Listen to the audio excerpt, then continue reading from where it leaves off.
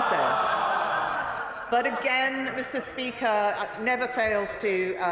the SNP never fails to disappoint. Asking a question today about sound administration and morality, or money over morality, in a week when it has been discovered that the Scottish Government have presided over a six-figure sum of Scottish taxpayers' money being spent on an art installation that promises, and I quote, a magical, erotic journey through a distinctly Scottish landscape, otherwise known to the rest of us as a hardcore porn movie. I'm glad the SNP are interested in good governance and improving administration, particularly with reference to Brexit. Let me see how I could help improve the Scottish Government effectiveness in that regard. There has been criticism this week that the SNP are blowing taxpayers' cash on copious embassies and EU lobbying to rejoin the EU. That campervan, Mr. Speaker, must be out of the police pound soon. Why not turn it into a mobile embassy and drive between Brussels and European capitals, lobbying for EU membership? Perhaps if the SNP also wanted to continue their funding of innovative film projects, they could double up and ask Cliff Richard to come with them and produce a sequel to Summer Holiday.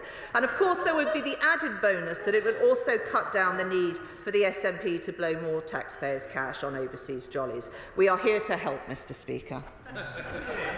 Sir Charles Walker. Mr. Speaker, thank you so much. I have a lot of time for the honourable lady from Manchester Central, but I need to clear my name. Oh my goodness. I strode across to Victoria Park yesterday to put my boot into my miserablest colleagues demanding an early general election. I said to Gary Gibbon, with incomes rising, inflation falling, the economy growing, the plan working, why May the 2nd, Mr. Speaker? I am rolling up my sleeves to man the ramparts in November. But my question is, can we have an urgent debate on foot-in-mouth disease? Foot in mouth or foot and mouth?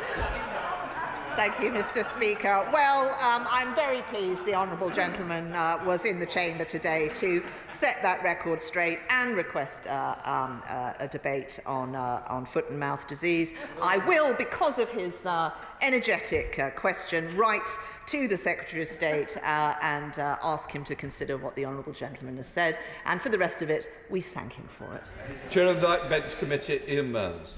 Very grateful, Mr. Speaker. Mr. Speaker, I'll declare an interest. I am a member of the Tyneside Irish Centre, which is very handily placed because of its proximity to St James's Park in Newcastle upon Tyne city centre.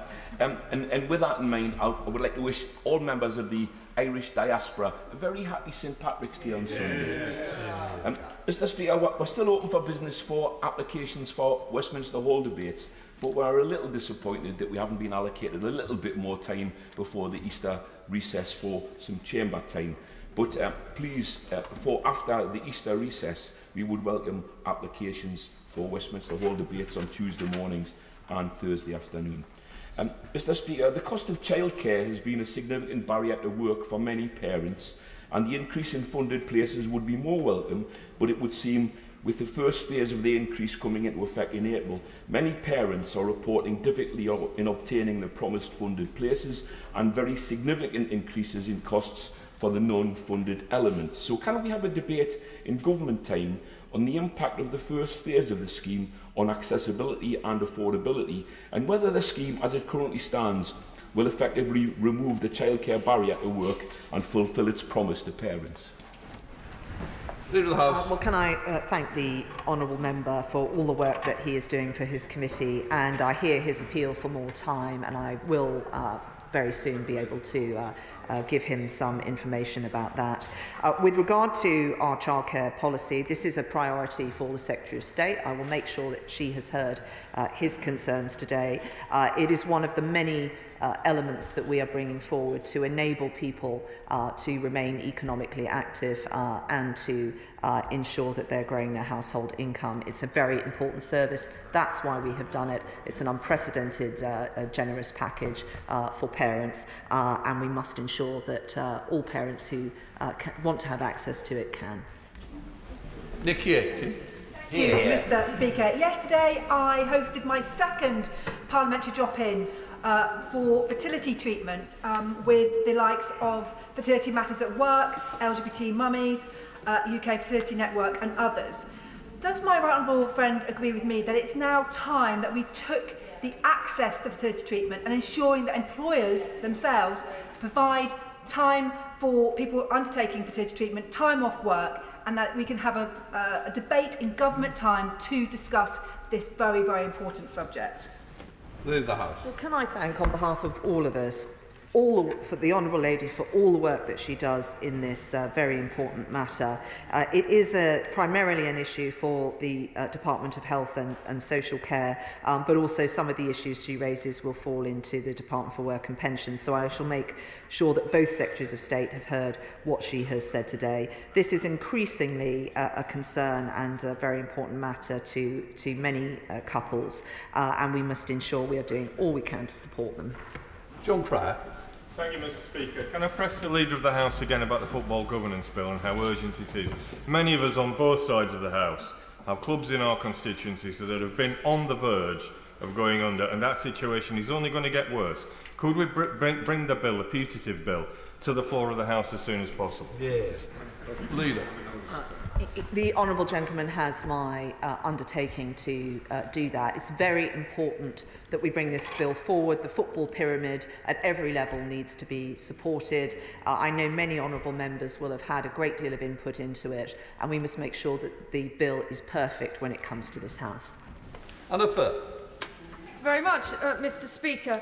During a recent visit to Eastwood Academy, an outstanding non-selective secondary school, which aims to help every child fulfil its potential, the head said to me that a Year 10 student had been removed from school mid-term in favour of elective home education. The student was doing incredibly well, came from a challenging background. He had only 10 days to try and engage with the parents, and they wouldn't even come into the school for a meeting. So please, can we have a debate in government time on the process by which children can suddenly be ripped out of school, and an assurance that when they are being electively home educated, they are getting the education they rightfully deserve. Good point. Good point. Can I thank my honourable friend for raising this very important point? She will appreciate that these situations are often incredibly complicated. There are many factors involved, but it is important that we ensure that we know where children are and what education that they are getting, and that we can, particularly after the pandemic, that we can ensure that all children are getting access to a good education. My honourable friend, the member for Meon Valley, introduced the Children Not in School Registered Support and Orders Bill on the 11th of December, and it has its second reading scheduled on Friday. And I hope we can ensure that this bill makes progress in this session. It is very important, and of course would not impede in any way on people that do want to home educate their children, and do, as many do, in a very good way indeed. Richard Ford. Thank you, Mr. Speaker. We had a debate in Westminster Hall on the 12th of December on arms export licences for sales to Israel. On the same day, the 12th of December, the Foreign Secretary decided he was satisfied that there was good evidence to support a judgment that Israel is committed to comply with international humanitarian law. It is Liberal Democrat policy to have a presumption of denial for arms sales to countries on the most recent FCDO list of territories designated human rights priority countries. Could we have a debate in government time, please, on that list of human rights priority countries so that we might better interdict Iranian arms supplies to Hamas and to Hezbollah, but also look again at UK arms exports to Israel? Yeah. Leader of the House. Well, I will certainly make sure that the Department for Business and Trade, which is the department that has oversight on this matter, is aware of what the Honourable Gentleman has said today. Of course, this House scrutinises the policies and the procedures that surround arms export controls. We're very transparent. We have one of the most rigorous regimes in the world in that respect, and I'm sure that we would welcome further scrutiny of it, because I think it is a sound policy. Manchester. Speaker, last week we saw a budget that delivered lower taxes and high economic growth. And it covered areas such as freezing fuel duty and supporting childcare through changes in child benefit, which areas like Gillingham and Reading will benefit. However, there is a question I'd like to ask the Leader of the House to ask the Secretary of State for levelling up to make, and that is with regards to how those 20 town centres were chosen for levelling up and investment and regeneration. 20, because that statement needs to ask how that criteria was applied, because Gillingham, in my constituency, has not had any previous funding despite representations to the Secretary of State, and my constituents, like any other constituents, want to know how that criteria is applied and that decisions are made on a fair, transparent, open basis. Well, can I thank firstly my honourable friend for being a champion for his constituents and in particular trying to get them levelling up funding. He will know that the processes that assess where funding is directed are independent from ministers, they are transparent in the criteria and they're grading for that. And he will also know that where people have not been successful, that department has quite often worked with local authorities and members of this House to improve the bids that they are putting forward. So I'd encourage him to go and talk to the Secretary of State, and I will make sure that he knows that the honourable gentleman has raised this today. Jim McMahon. Thank you, Mr. Speaker. Oldham is a wonderful place, but it is not without challenges, and I should say the local community is very concerned at the number of young people that are being drawn into gang activity and also who are at risk of child criminal exploitation. Figures over the last 2 years show that 312 young people have been identified as being at risk of exploitation. We've now got 5 Section 60 stop and searches in place over last year as well because of the number of knife incidents that are taking place. Can I ask the Leader of the House, in government time, can we have a debate on what's being done in those urban areas where criminal exploitation, I'm afraid, is not being checked? Leader of the House. Well, can I thank the honourable gentleman for raising this important matter and also encourage him, as I'm sure he has, to raise it with his local police crime commissioner. I will make sure the Home Secretary has heard what he has said today, but I would encourage him to address this with his local constabulary and the police crime commissioner. Jonathan Gullis. Thank you, Mr. Speaker. Education is the bedrock to levelling up in Stoke-on-Trent, North Kidsgrove and Tork, which is why since 2010 I've been delighted that now 92% of schools are rated good or outstanding, with Mill Hill Primary Academy in Littlechell and Stanfield Ward and Newford Academy in Smallthorne both recently having received the outstanding status.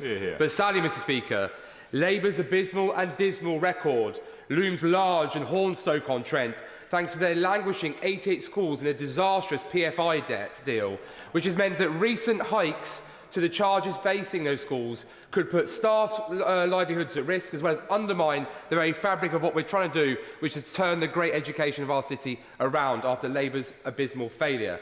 So will the Leader of the House assist me in securing an adjournment debate or a Westminster Hall debate so I can raise these matters directly with the relevant department in order to ensure that these 88 schools can and will be protected? Leader of the House. Well, first, can I congratulate my honourable friend and the teachers and parents and everyone who has worked in his constituency to improve education standards. That is very good news indeed. But I know, as a founder member of the No to PFI campaign, the legacy issues that many public organisations are dealing with, and I know that he has been a doughty campaigner on trying to get these matters resolved and ensuring that the commercial negotiations that need to take place to protect those public services and those working in them are properly underway.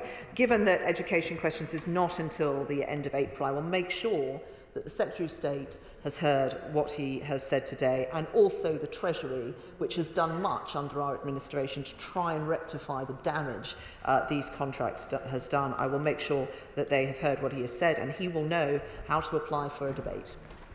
Dame Diana Johnson. Mr. Speaker, with the Horizon scandal, sub-postmasters are rightly being put at the centre of the government's response to that scandal. Last week, the leader told me that the Paymaster General was going to have a tour around the United Kingdom to meet all those infected and affected, or the groups of the infected and affected in the contaminated blood scandal. I've had a letter from the Paymaster General, which doesn't give me any more information. And also, all the groups are telling me that they've had no contact with the Paymaster General's office to organise that tour. It's 9 weeks until Sir Brian produces his final report on the infected blood inquiry.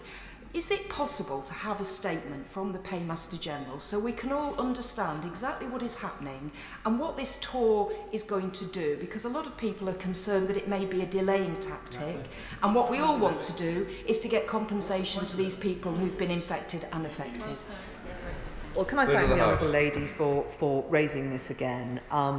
In doing so, it sends a message to those that have been waiting far too long for redress, that they are at the forefront of our minds.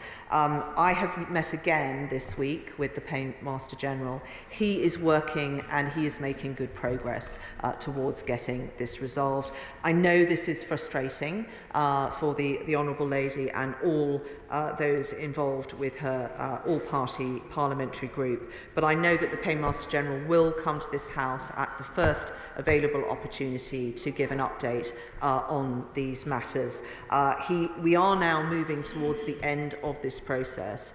What the Paymaster General has discussed with me has given me confidence in that respect, and he feels very strongly that he wants to meet with people directly. There will be more information coming out on that, but I do understand the Honourable Lady's impatience. Mr. Speaker, sir, the Leader of the House will know that I welcome the support the Government have given to pensioners with an 8.5 increase in pension in April and the triple lock remaining firmly in place. However, the tax threshold will consume much of the support that pensioners have been given, and the national insurance reduction has done nothing for pensioners. So, can I ask the Leader of the House to arrange an urgent debate on improving the quality of life for pensioners in the United Kingdom who have worked hard all their lives, contributed to our nation's success and deserve a high-quality retirement? Well, I think that this government can be very proud of its record in this respect, and I remember when we came in 2010, the appalling maladministration of pension and tax credits that left many people trapped in poverty and misery. The triple lock and uprating of the state pension by 8.5% from April this year will protect pensioner incomes. The state pension has increased by £3,700 since 2010, and it's very important that we ensure that people are being lifted out of poverty and looked after at the moment in their life when their cost of living rises due to heating bills and other demands that are made on their purse as they age. The effect of that has been we have lifted 200,000 pensioners out of absolute poverty and improved the lives of many more. I think that is a record to be proud of, and I will make sure the issue is that he raises is heard by the Secretary of State. Owen Thompson. This week we mark the start of the 40th anniversary of the miners' strikes of 1984-85, and tomorrow I will attempt to bring my miners' pardons bill forward in this place, and obviously would invite the leader to join me in supporting that bill. But beyond that, could we have arrangements for a debate in government time into the potential merits of a public inquiry into the political interference that took place at that time? Leader of the House. Congratulate the honourable gentleman for the advert for his bill tomorrow. I wish him well with it, and with regard to the further issue he raises, that would be a matter for the Cabinet Office. I understand why he makes the point, but I suspect it is not going to be on the list of the Cabinet Office priorities for a public inquiry. Therese Villiers. Can we have a debate on the shocking decision by Labour's Barnet Council to approve overdevelopment in Victoria Quarter in New Barnet and concreting over green fields in Whalebones in High Barnet. This is a disgraceful decision, and it just demonstrates the ominous situation in the terrible event Labour were to win power at the general election, because their leader wants to bulldoze over the green belt as well. Leader of the House. Well, I thank my right honourable friend for yet again raising concerns that she has over particular developments in her area. She will know that we have worked hard to strike the right balance with ensuring that we are building to enable people to be able to have cost-effective housing and to achieve their ambitions of home ownership. She will know that the next levelling up and housing and communities questions is not until later in April, so I will make sure that this particular local issue the Right Honourable Lady is campaigning on is brought to the attention of the Secretary of State. Richard Berger. Thank you, Madam Deputy Speaker. And I want to raise with the Leader of the House an absolutely shocking statistic. Research shows that more than 300,000 people died as a result of this government's austerity policies. And on top of those deaths, austerity has driven down wages, caused the economy to stagnate, and ripped the heart out of so many public services that our communities rely upon.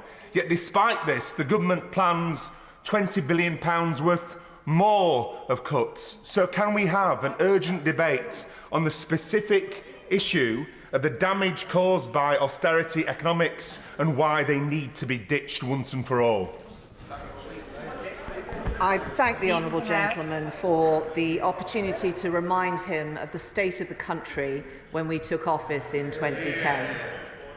Youth unemployment running at 45%, 400,000 more children than there are today in absolute poverty, 200,000 more pensioners than there are today in absolute poverty. In my constituency, my hospital was in the top 5 for those with MRSA infections.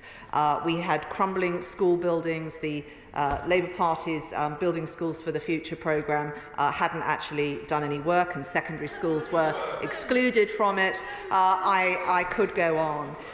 The honourable gentleman also points to the fact that Labour, if they got in, would repeat that exercise as well. Currently, they are unable in their spending plans to afford NHS appointments, breakfast clubs, NHS equipment, dentistry appointments, home insulation, the job bonus, their plans on wealth funds, or their plans on a state-owned energy company. We have brought back sound money. It is the Labour Party that doesn't understand that. And so if he really wants to complain about what we had to do to get this country back on track, he should look to his own party and their behaviour pre-2010. Jason McCartney. Thank you, Madam Deputy Speaker. Whilst the shambolic Labour leadership at Kirklees Council are busy fighting amongst themselves with resignations, sackings and the jailing of a Labour councillor for perverting the course of justice, can we have a debate on all the millions of pounds of government investment that's flowing into the Colne and Home Valleys and Lindley, a brand new A&E unit, the multi-billion-pound Trans-Pennine Rail upgrade, the West Yorkshire Investment Zone, boosting the University of Huddersfield's National Health Innovation Campus, £100 million of levelling up cash for the indoor market, the Penistone Line upgrade and Marsden Mills, and a £30 million teaching block at Greenhead College, and there is much, much more. Leader of the House.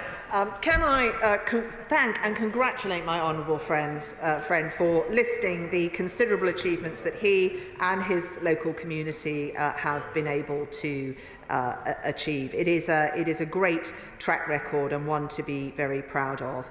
And I would say that it sits in stark contrast to what has become a distinctive feature of Labour-run councils. In Birmingham, bankruptcy; in Liverpool, police investigations on corruption; and Sandwell, saved from complete failure by government intervention; and Labour's vote-rigging legacy in Tower Hamlets is still causing havoc for residents.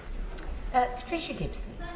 Deputy Speaker, the Scottish Government has built more affordable homes than any other country in the United Kingdom, 126,000 over the last 17 years. Meanwhile, there has been a staggering 76% fall in affordable housing alone in London this financial year. Will the Leader of the House make a statement setting out her response to comments from housing charity Crisis, which said that the UK government's 3-year freeze on local housing allowance is one of the biggest drivers of homelessness?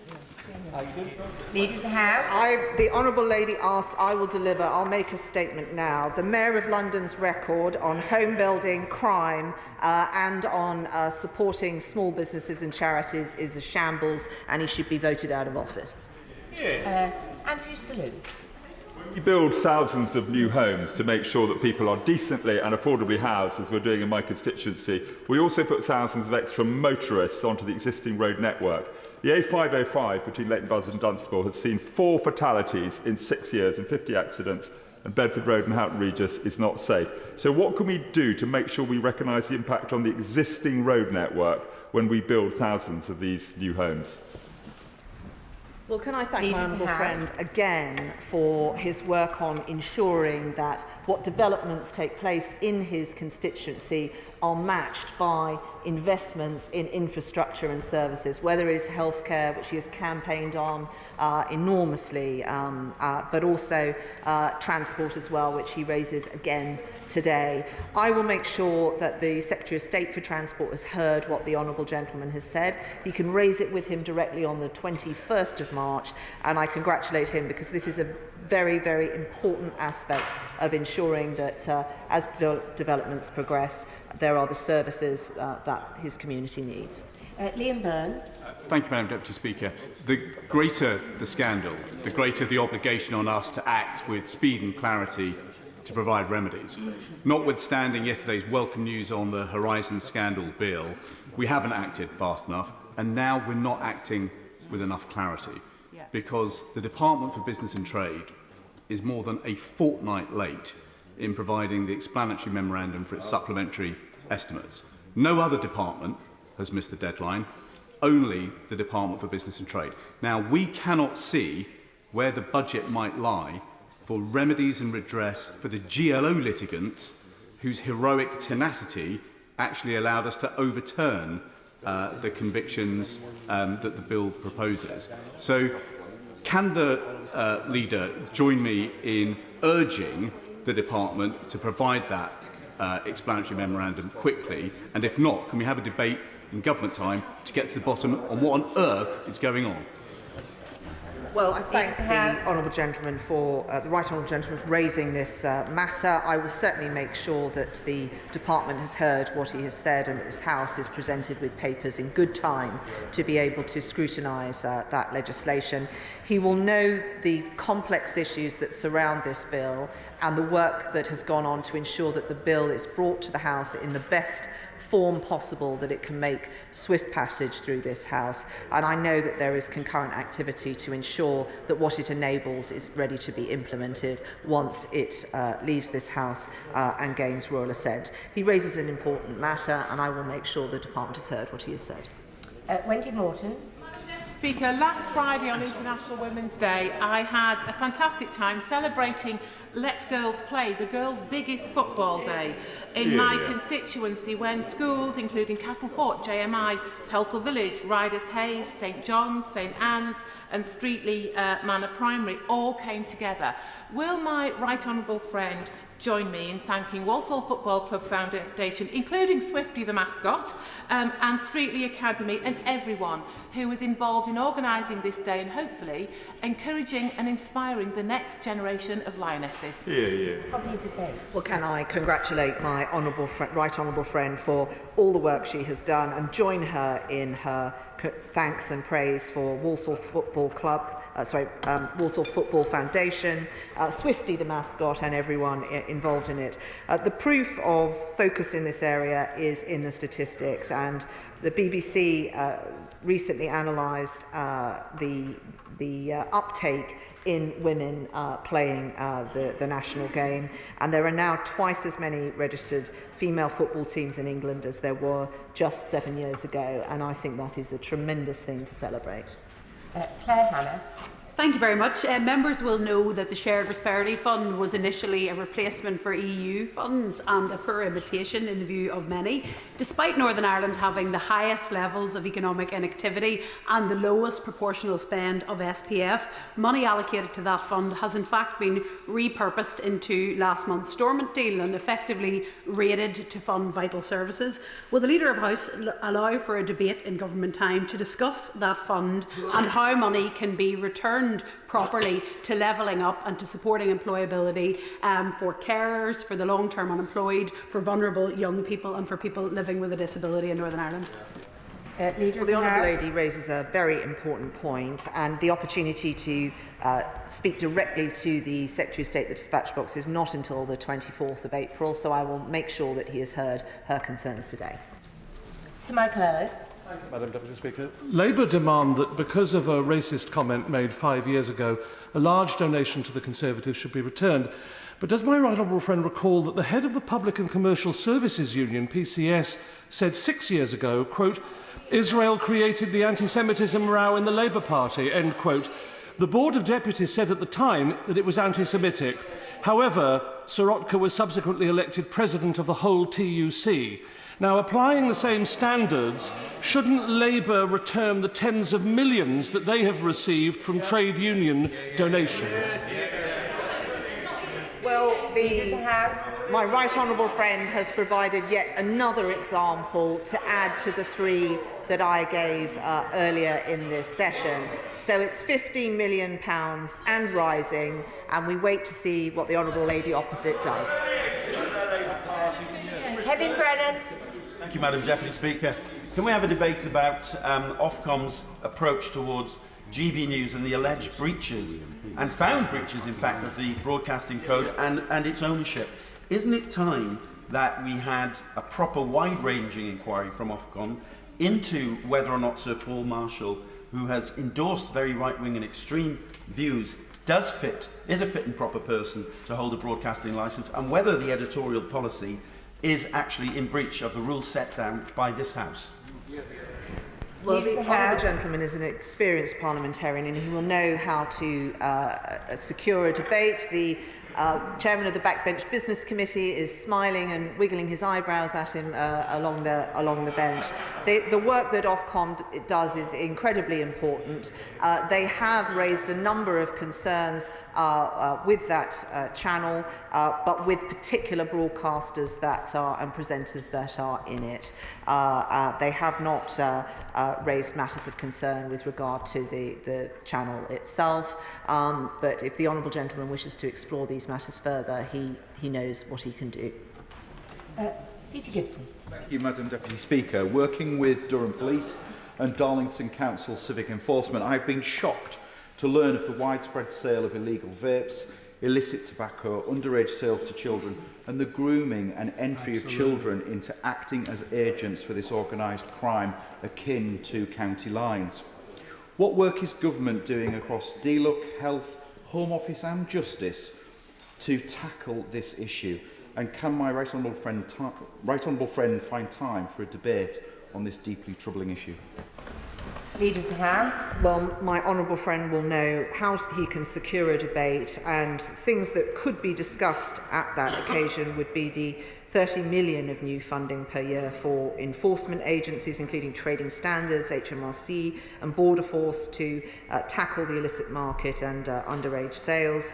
There is a new joint illicit tobacco strategy and a new illicit tobacco task force backed by 100 million of new funding over the next 5 years. This is a very important issue for government, and I welcome further scrutiny of it. Gavin Newland. Much, Madam Deputy Speaker. With only 4 bank branches left in my constituency, I thought my days of moaning about branch closures were over. But on Tuesday, Lloyds informed me that they were closing the Bank of Scotland branches in Renfrew and Bridge-O'Rear. Renfrew is a growing town of 25,000, which will not have a single branch, and the village of Bridge-O'Rear, if we're doing anything without a car is different, will also not have a branch.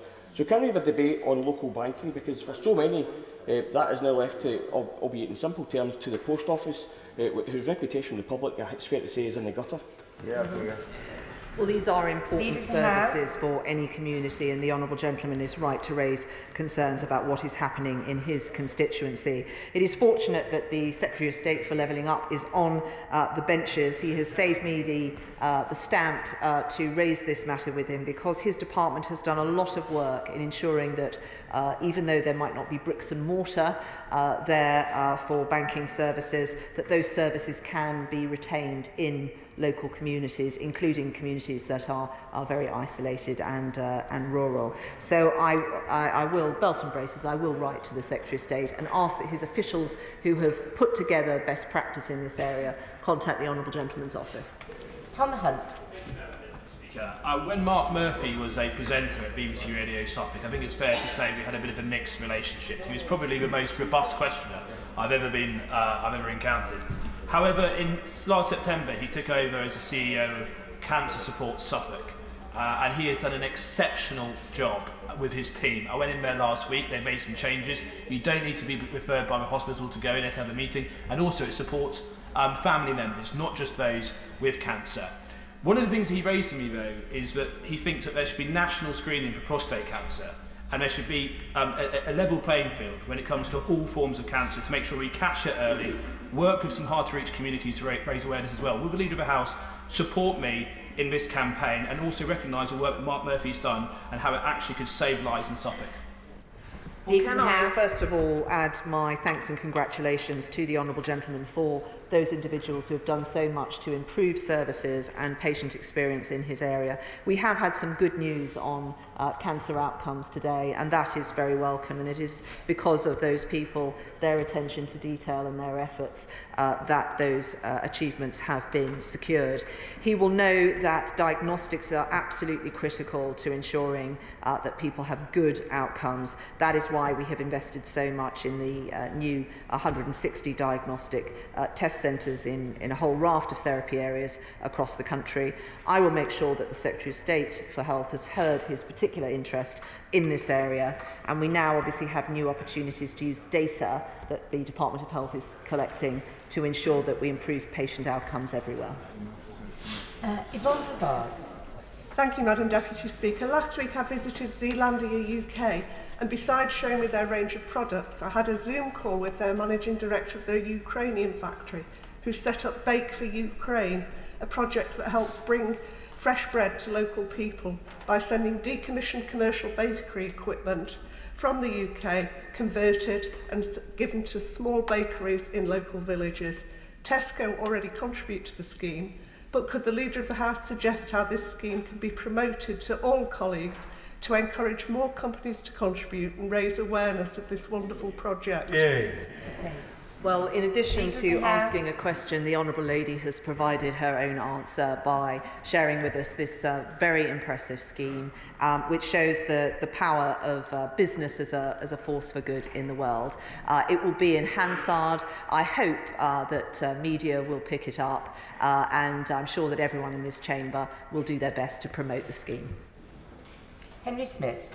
Thank you, Madam Deputy Speaker. In recent weeks, I've been working with Sky News on their investigation into the purchase and misuse of catapults, sadly all too often by children and young people, to kill and maim wildlife and pets, and then all too often videos are shared on social media through channels such as WhatsApp. Can we have a statement from the Home Secretary on introducing criminal sanction for the irresponsible sale and use of catapults to kill and damage wildlife? Well, can I thank my honourable friend for all the work that he is continuing to do on matters such as this, but also in other areas of animal welfare. He will know that Home Office questions is not until the 15th of April, so I will make the Home Secretary aware of what he has said today. This is a disturbing and growing phenomenon, and in addition to causing animal suffering, it also, as we now know, is an indicator of what those perpetrators might go on to do and other crimes that they might commit. It's a serious matter, and I thank the honourable gentleman for raising it. Alison Thulis. Madam Deputy Speaker, can we have a debate in government time on the urgent need for an employment bill, particularly to protect those on very precarious app-based contracts? I have had several taxi drivers who have been off-boarded by Uber and Just Eat, delivery drivers as well as taxi drivers, but they don't seem to have any recourse to complain when this happens to them, despite it affecting their employment prospects and their incomes. The government needs to do an awful lot more to protect people in these circumstances. Well, I will make sure that the Department has heard the Honourable Lady's concerns. We have had labour market statistics out today, and in addition to the good news on wage growth as people progress through work, since 2010 unemployment has halved, absolute poverty has gone down, and there are 800 people more. There are 800 more people in jobs for every single day that we have been in office. Philip Hollowbone. Speaker, I bring good news from Kettering, because Kettering has Kettering has made it into the top 10 of the most dog-loving places in the UK. A study by pet insurer Waggle has found that in Kettering, for every 1,000 people, there were 252 of our furry friends. With so many local green spaces and countryside where residents can take their dog for a walk, such as the hugely popular Wicksteed Park, it's clear that Kettering is a great place to own and love a dog. So may we have a statement from my right honourable friend, the Leader of the House, celebrating Kettering as one of the most dog-friendly places in the whole country? Well, I thank my honourable friend for bringing us that good news that we all were hoping for and anticipating, that there are more waggy tails per square mile in Kettering than anywhere else in the UK. And I would encourage local authorities and communities to look to the example that has been set by Kettering, and give my congratulations for everyone who has made it such a dog-friendly place. Mike Amesbury. Thank you, Madam Deputy Speaker.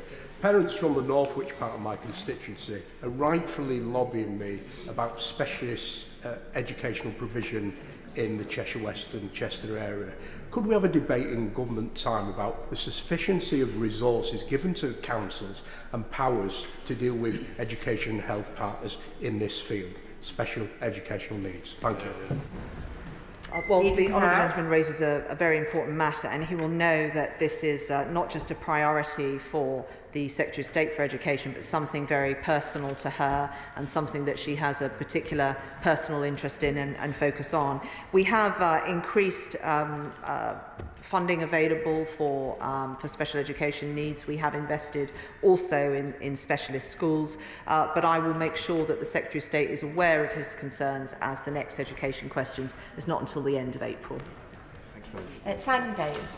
Madam Deputy Speaker, would my right honourable friend make time for additional debate on farming, and would she agree with me that the Prime Minister's recent announcement of £220 million to deploy new technology to boost productivity in the farming sector in North Shropshire and the rest of England compares very favourably with Welsh Labour's policy, which would force farmers in Clwyd South and the rest of Wales to reduce their productive land by 20%, resulting in a reduction of 122,200 in Welsh livestock numbers, 5,500 jobs being lost, and £199 million loss to Wales's economy, all of which has led to mass protests by the farming community throughout Wales. Well, can I commend my honourable friend and the farmers that he represents for all the work that they are doing to fight against these plans. He is right, it will cost jobs. It is an appalling use of good agricultural land, and that's why just 3% of the farming community trust the Welsh government, and 87% of farmers believe that that misguided farming policy would not benefit their work or their business, or very importantly, deliver a positive outcome with regard to the environment. I think Labour in Wales need to start listening to farmers. Andrew Bridgen. Thank you, Madam Deputy Speaker. Despite consistently delivering some of the highest economic growth in the country, North West Leicestershire remains currently without access to the rail network, leaving my constituents completely reliant on their own vehicles taxis or the local bus services. Will the Leader of the House join me in commending the 1,000 North West Leicestershire residents who signed a petition for the reinstatement of the original routes for the number 16, number 29 and number 29A bus services administered by Arriva East Midlands? Madam Deputy Speaker, these bus services are essential for my constituents, so can we have a Minister to give a statement as to why bus services continue to be curtailed when North West Leicestershire is making such an ongoing, massive contribution to the UK economy? Well, I thank all of his constituents and the businesses in his constituency for what they are doing to grow our economy and to strengthen their own community. The next questions to the Secretary of State will be on the 21st of March, and I would encourage the Honourable Gentleman to raise it directly with the Secretary of State. Holly Mumby-Croft. Madam Deputy Speaker, I recently visited our local Sea Cadets in Scunthorpe to see their new and improved facilities which have been backed by government funding. It is always possible to recognise a serving or former cadet by their manners, their common sense and their can-do approach. And I was incredibly proud to meet 3 former Scunthorpe cadets who've gone on to serve our country as Royal Marine Commandos.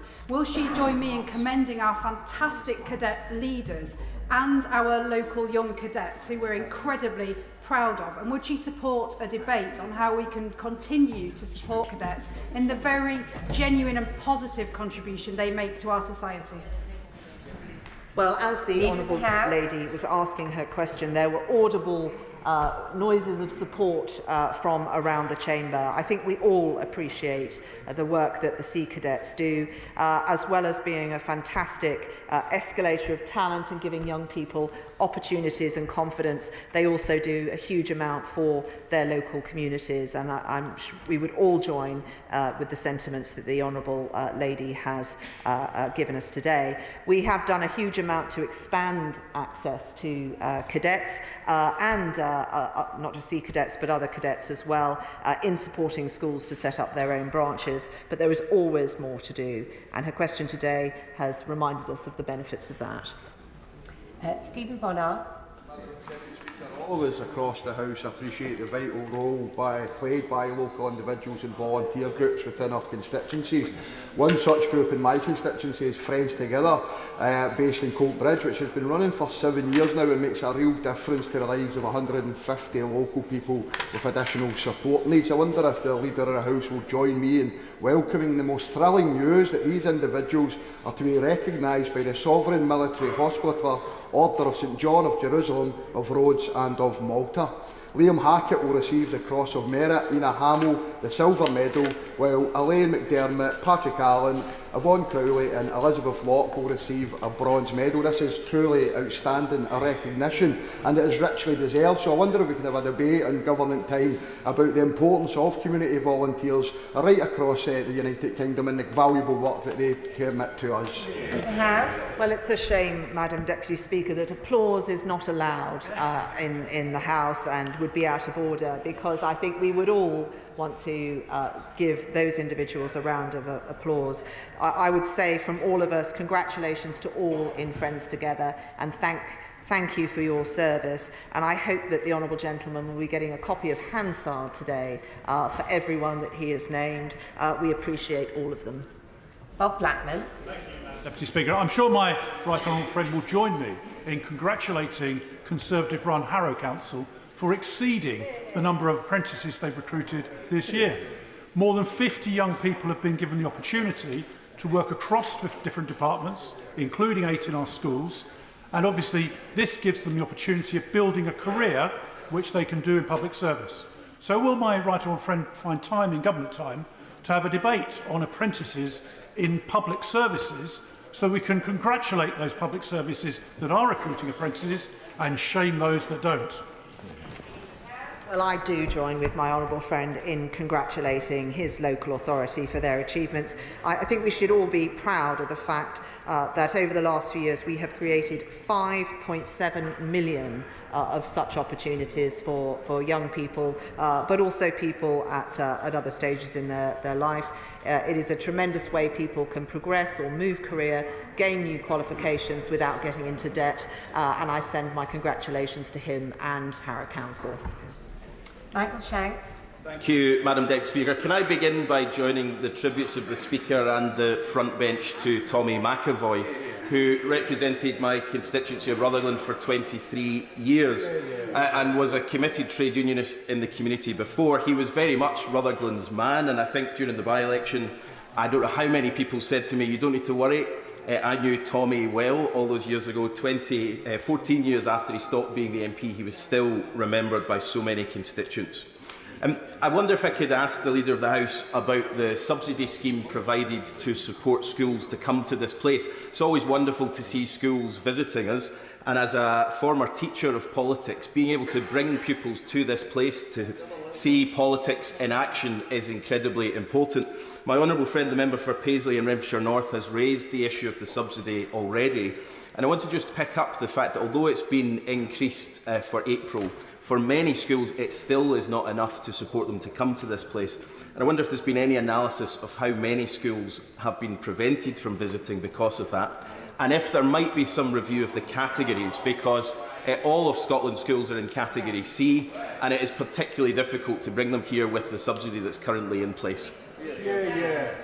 The honourable gentleman for raising this. As I have previously said, this is a matter that has been looked at by the Finance Committee, and they have gone into quite a lot of detail about who is coming here, what were the barriers for people to come here, what other options they have to access education resource that they might want. But clearly coming to this amazing UNESCO heritage site is very important to many people. I will make sure that the Chair of the Finance Committee has heard what he has said. There are a number of House of Commons commissioners in the chamber today, and they will have heard what the honourable gentleman has said. The policy has been recently changed to be more favourable, but I know that all parties concerned keep it under review. And Mark Posey. Thank you, Madam Deputy Speaker. Rugby's providing new housing at scales, yet the number of pharmacies in our town is falling, with closures in recent months leading to residents telling me about having to queue for over an hour to get a prescription. I'm aware of offers to set up new pharmacies, but they've been turned down by our Health and Wellbeing Board, who unbelievably say there is sufficient provision in our area. May we have a debate about how this process is managed?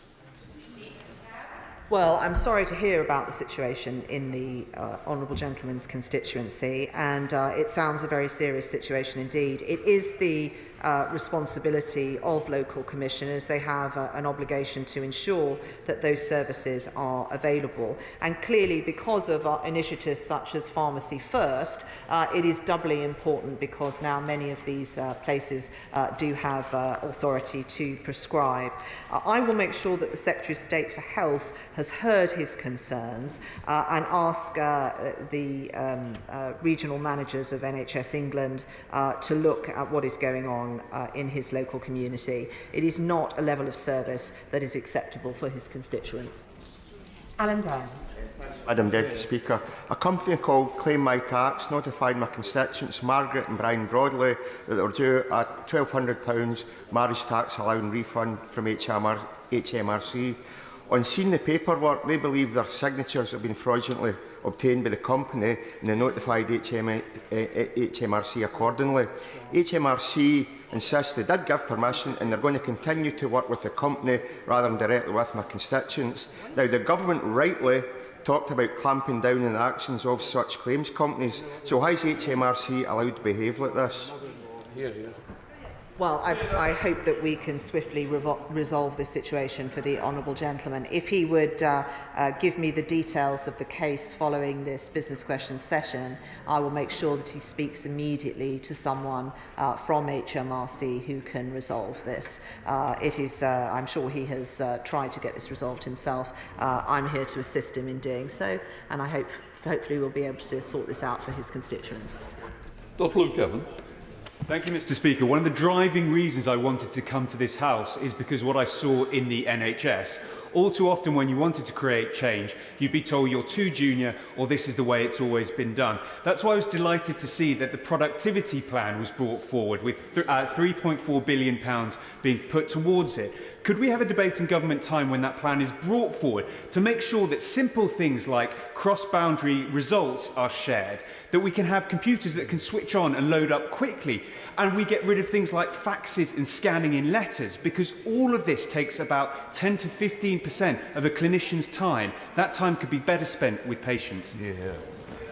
Well, I think that is a very good suggestion for a debate, and I hope that all members of the House would welcome the increase in funding for the NHS, £6 billion that was announced in the budget, roughly half of that going to these new improvement programmes. And in addition to assisting members of staff and clinicians working in the NHS, it also, we know, improves patient outcomes. Just to give you one statistic, when a nurse asks a doctor to attend a patient, in a large percentage of cases that is not done, yet if it is tracked by a handheld device and we can ensure that that visit happens or that cannula is changed, it increases those patient outcomes. It is vital, and it is the kind of thing that we need to be doing more of in our NHS so that the patients that are served by it get the treatment and care they deserve.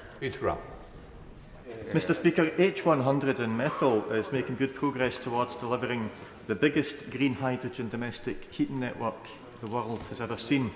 The government had promised that by March 2023 they'd have announced the successful applicant for an even more ambitious project somewhere in the UK, potentially providing green hydrogen heating to tens of thousands of homes. A year later, we've heard nothing. So can we have a statement to explain why the government is dragging its feet on this and jeopardising Leavenmouth status and Scotland's status as world leaders in this vital green hydrogen heating technology? Well, the UK is a world leader in this area. I shall make sure that the Secretary of State has heard what he has said, given that the next questions are not until the 16th of April. But we have a good track record across the UK in this area, and I know that we will want to continue to do that. Michael. Speaker, I feel that the Department for Environment, Food and Rural Affairs has been robbed, Mr Speaker, robbed of its time in this place. And last year the leader was kind enough to ensure that we had the full hour for oral questions for these important topics. So could I ask again, and we slid back to 40 minutes, could we please have the full hour to discuss our countryside, our fishermen, our farmers and the environment? Very good. The honourable gentleman is very diligent in ensuring that he has enough time and opportunity to scrutinise the particular department, and I understand why this is a priority for him and the constituency that he represents. He knows these are complicated, there's a complicated Rubik cube of how we divvy up time. I was very sympathetic to the case he made last time, and I will raise it with business managers. Michael Longley. Thank you, Mr Speaker. Dudley Hospital workers contracted by Mighty have been striking for not receiving a lump sum COVID payment, which some directly employed NHS staff receive for doing the same job. Mighty wants the taxpayer to cover these payments, despite being directly responsible for their employees. Will the Leader of the House join me in thanking Mighty workers for their work during the pandemic and encourage the Department of Health and Social Care to work with me to resolve this issue? Yeah. Well, I do join with what the honourable gentleman says in thanking them for all the work they did during the pandemic, and it is very important that we ensure that we're valuing all of our health and social care staff, no matter how they are employed and which sector that they sit in. The Department for Health and Social Care has decided to provide additional funding on this occasion to help deliver one-off payments eligible to staff and organisations employed by non-NHS businesses, and those organisations are able to apply for funding. We felt we ought to be doing our bit in respect of that. I know there are discussions ongoing about that, but I will ensure that the Secretary of State for Health and Social Care is aware of this particular situation to see what are the outstanding issues and ensure that people are taken care of and parity is there. Final question, James.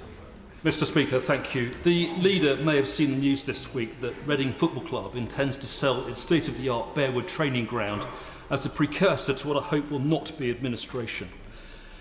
Football fans across Berkshire and beyond are in despair at the state of some of the clubs in our beautiful game.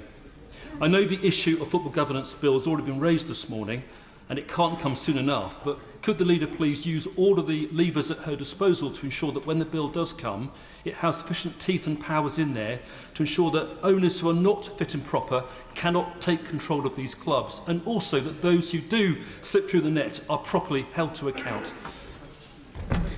Well, my honourable friend is absolutely right to make that point. He is preaching to the choir, as I am a Portsmouth supporter, and I think that we must ensure that if we are going to do this, it is effective. I think it is unprecedented the amount of input a piece of legislation has had from so many people across the country who are fans of the game. The game would be nothing without its fans, and these clubs are treasured community assets. We need to take care of everyone in the football pyramid, and we will ensure when this bill comes to the House, it does exactly that. That completes business questions. I'll let the front bench change over.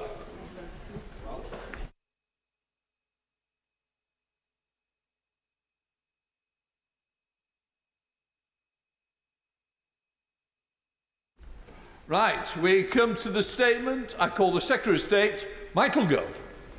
Thank you very much, Mr. Speaker. And with your permission, I'd like to make a statement about the next steps that we are taking in the government strategy to counter extremism and to build greater national resilience and social cohesion. The United Kingdom is a success story, a multinational, multi-ethnic, multi-faith democracy, stronger because of our diversity.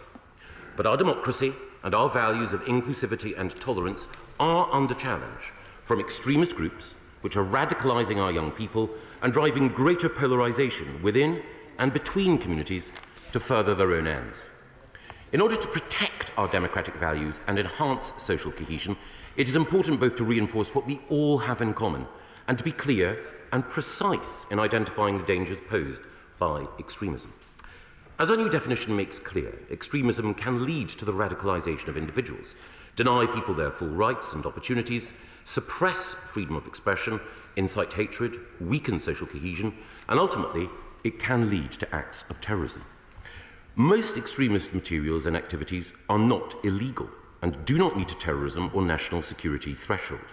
For example, Islamist and neo-Nazi groups in Britain are operating lawfully, but they advocate and work towards the replacement of democracy with an Islamist or Nazi society.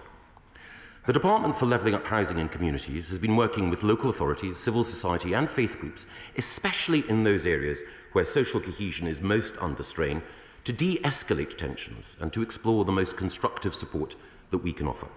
From our engagement, we hear widespread unease over the safety and security of community organisations, political candidates and elected officials. Councillors have been threatened with violence. Council meetings have been disrupted. Council officers and elected members talk of walking a tightrope, terrified of inadvertently saying the wrong thing, of offending one side or another. Many choose to remain silent, to take no action. Mr. Speaker, such is the chilling effect of these extremist groups on our democracy. It is, of course, gravely concerning that the conflict in the Middle East is driving further polarisation. We've seen a terrible increase in anti-Semitic and anti-Muslim hate crime, as well as a very significant increase in radicalisation. Troublingly, there is also evidence that some Islamists and extreme right-wing groups and others who seek to tear our society apart are working together to maximise the reach of their message and cause.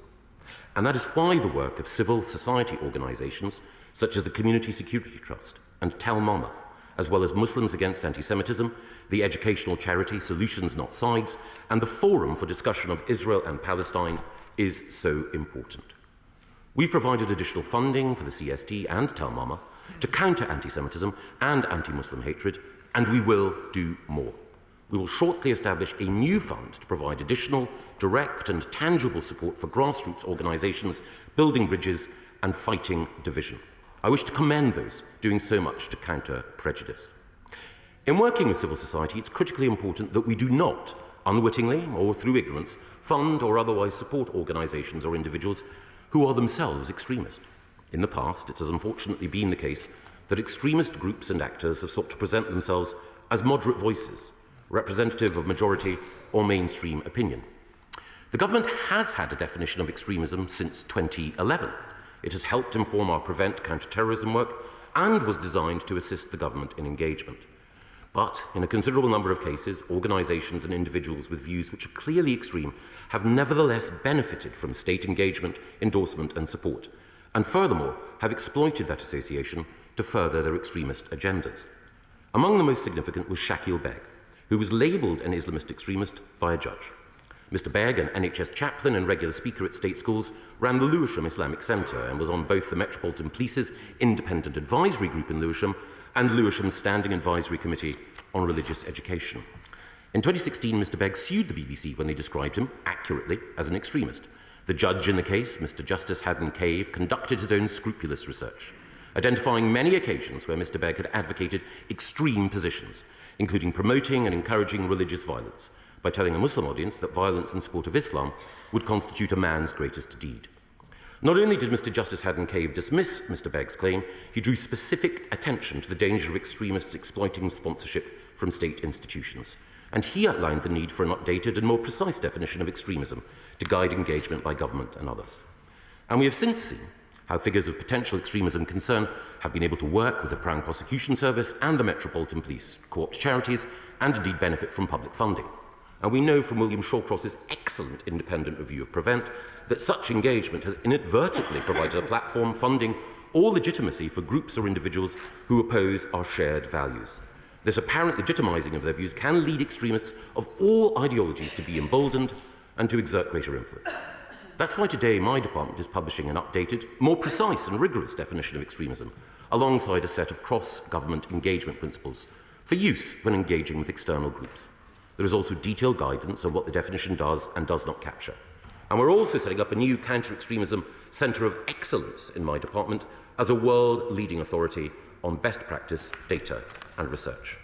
Mr. Speaker, our plans, drawn up in close collaboration with the Home Office, will enable the government to express more clearly than ever before which groups fall within the extremism definition, and we can point to the evidence and explain the funding and engagement consequences.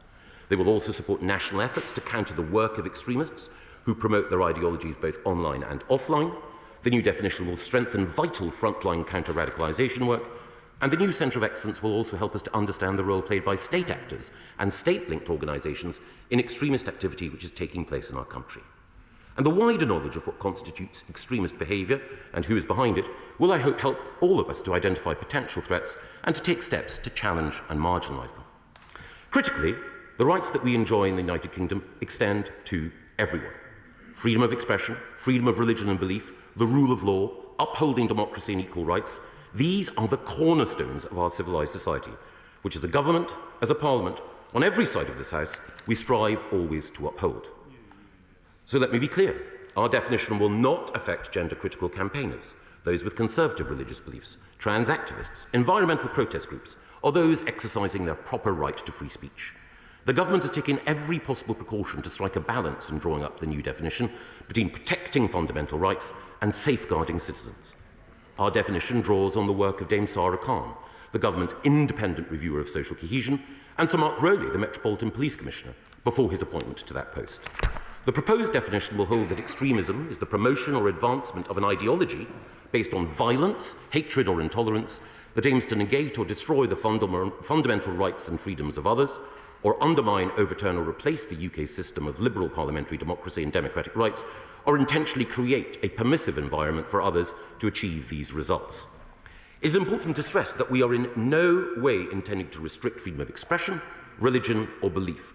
But the government cannot be in a position where, unwittingly or not, we sponsor, subsidise or support in any way organisations and individuals opposed to the freedoms we hold dear.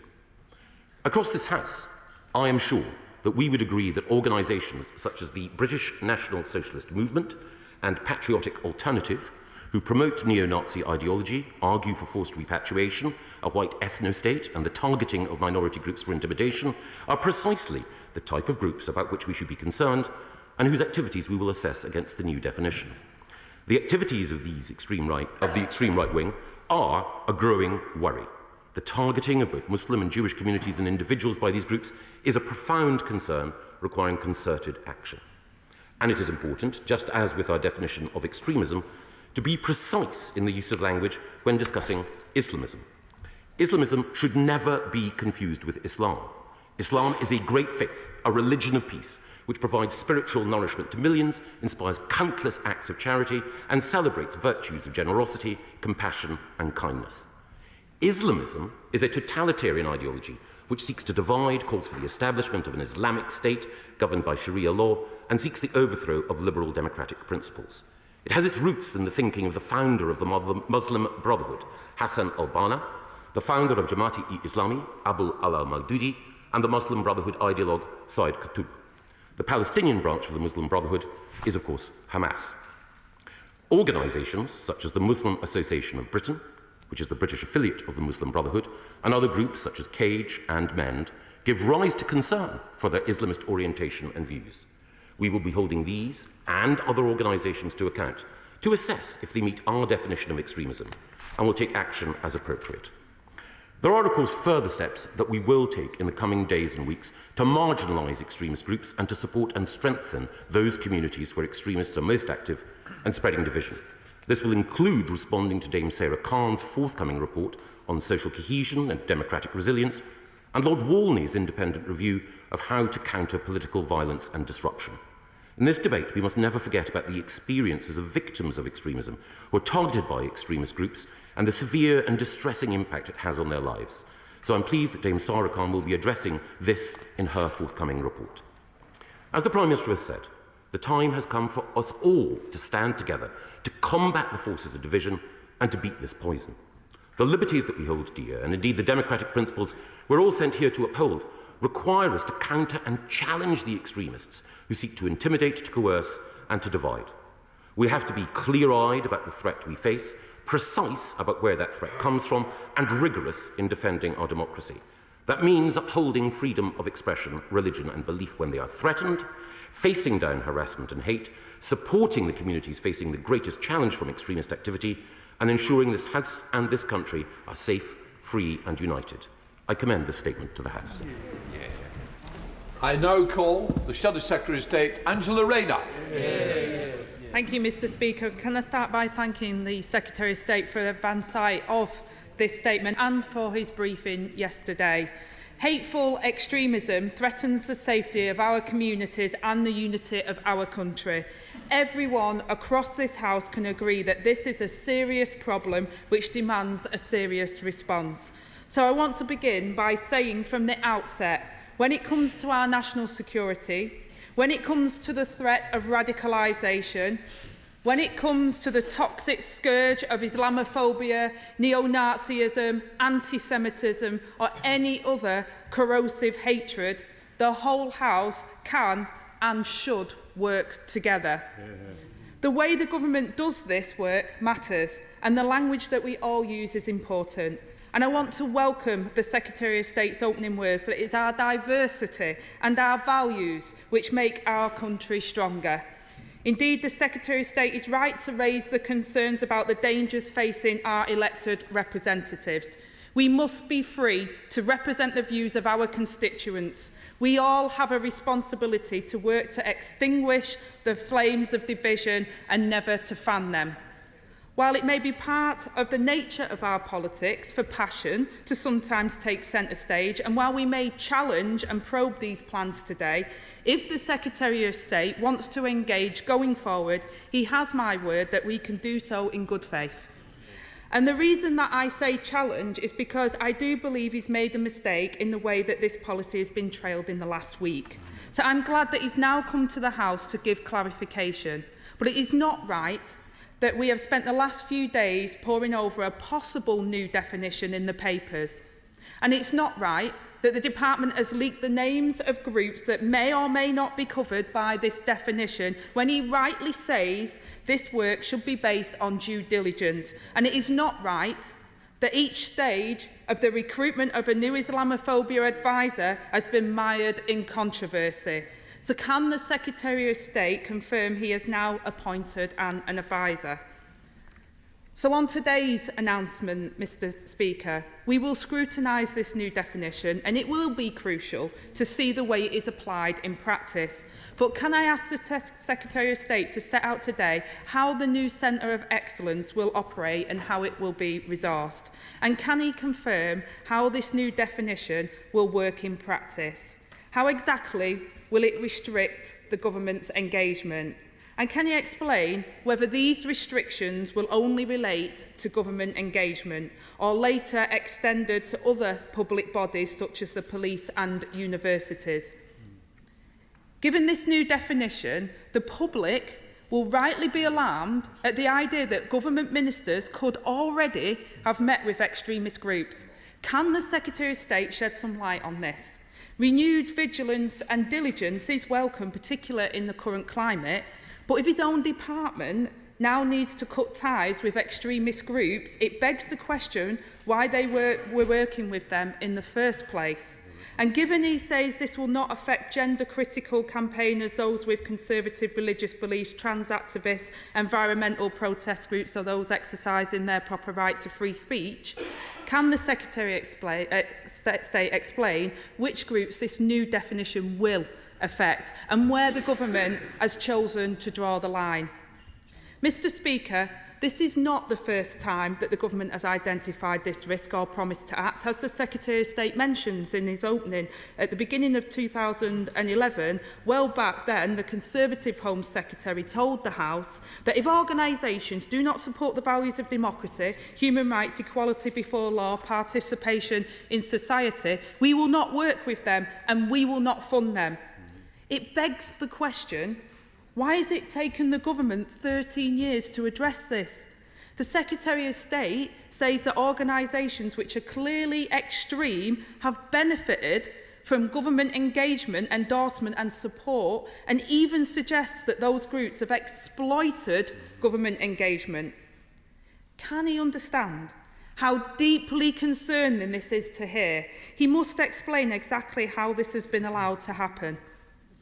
Mr Speaker, we know that there has been a huge surge in online extremism, and can the Secretary of State give assurance on how this will be dealt with?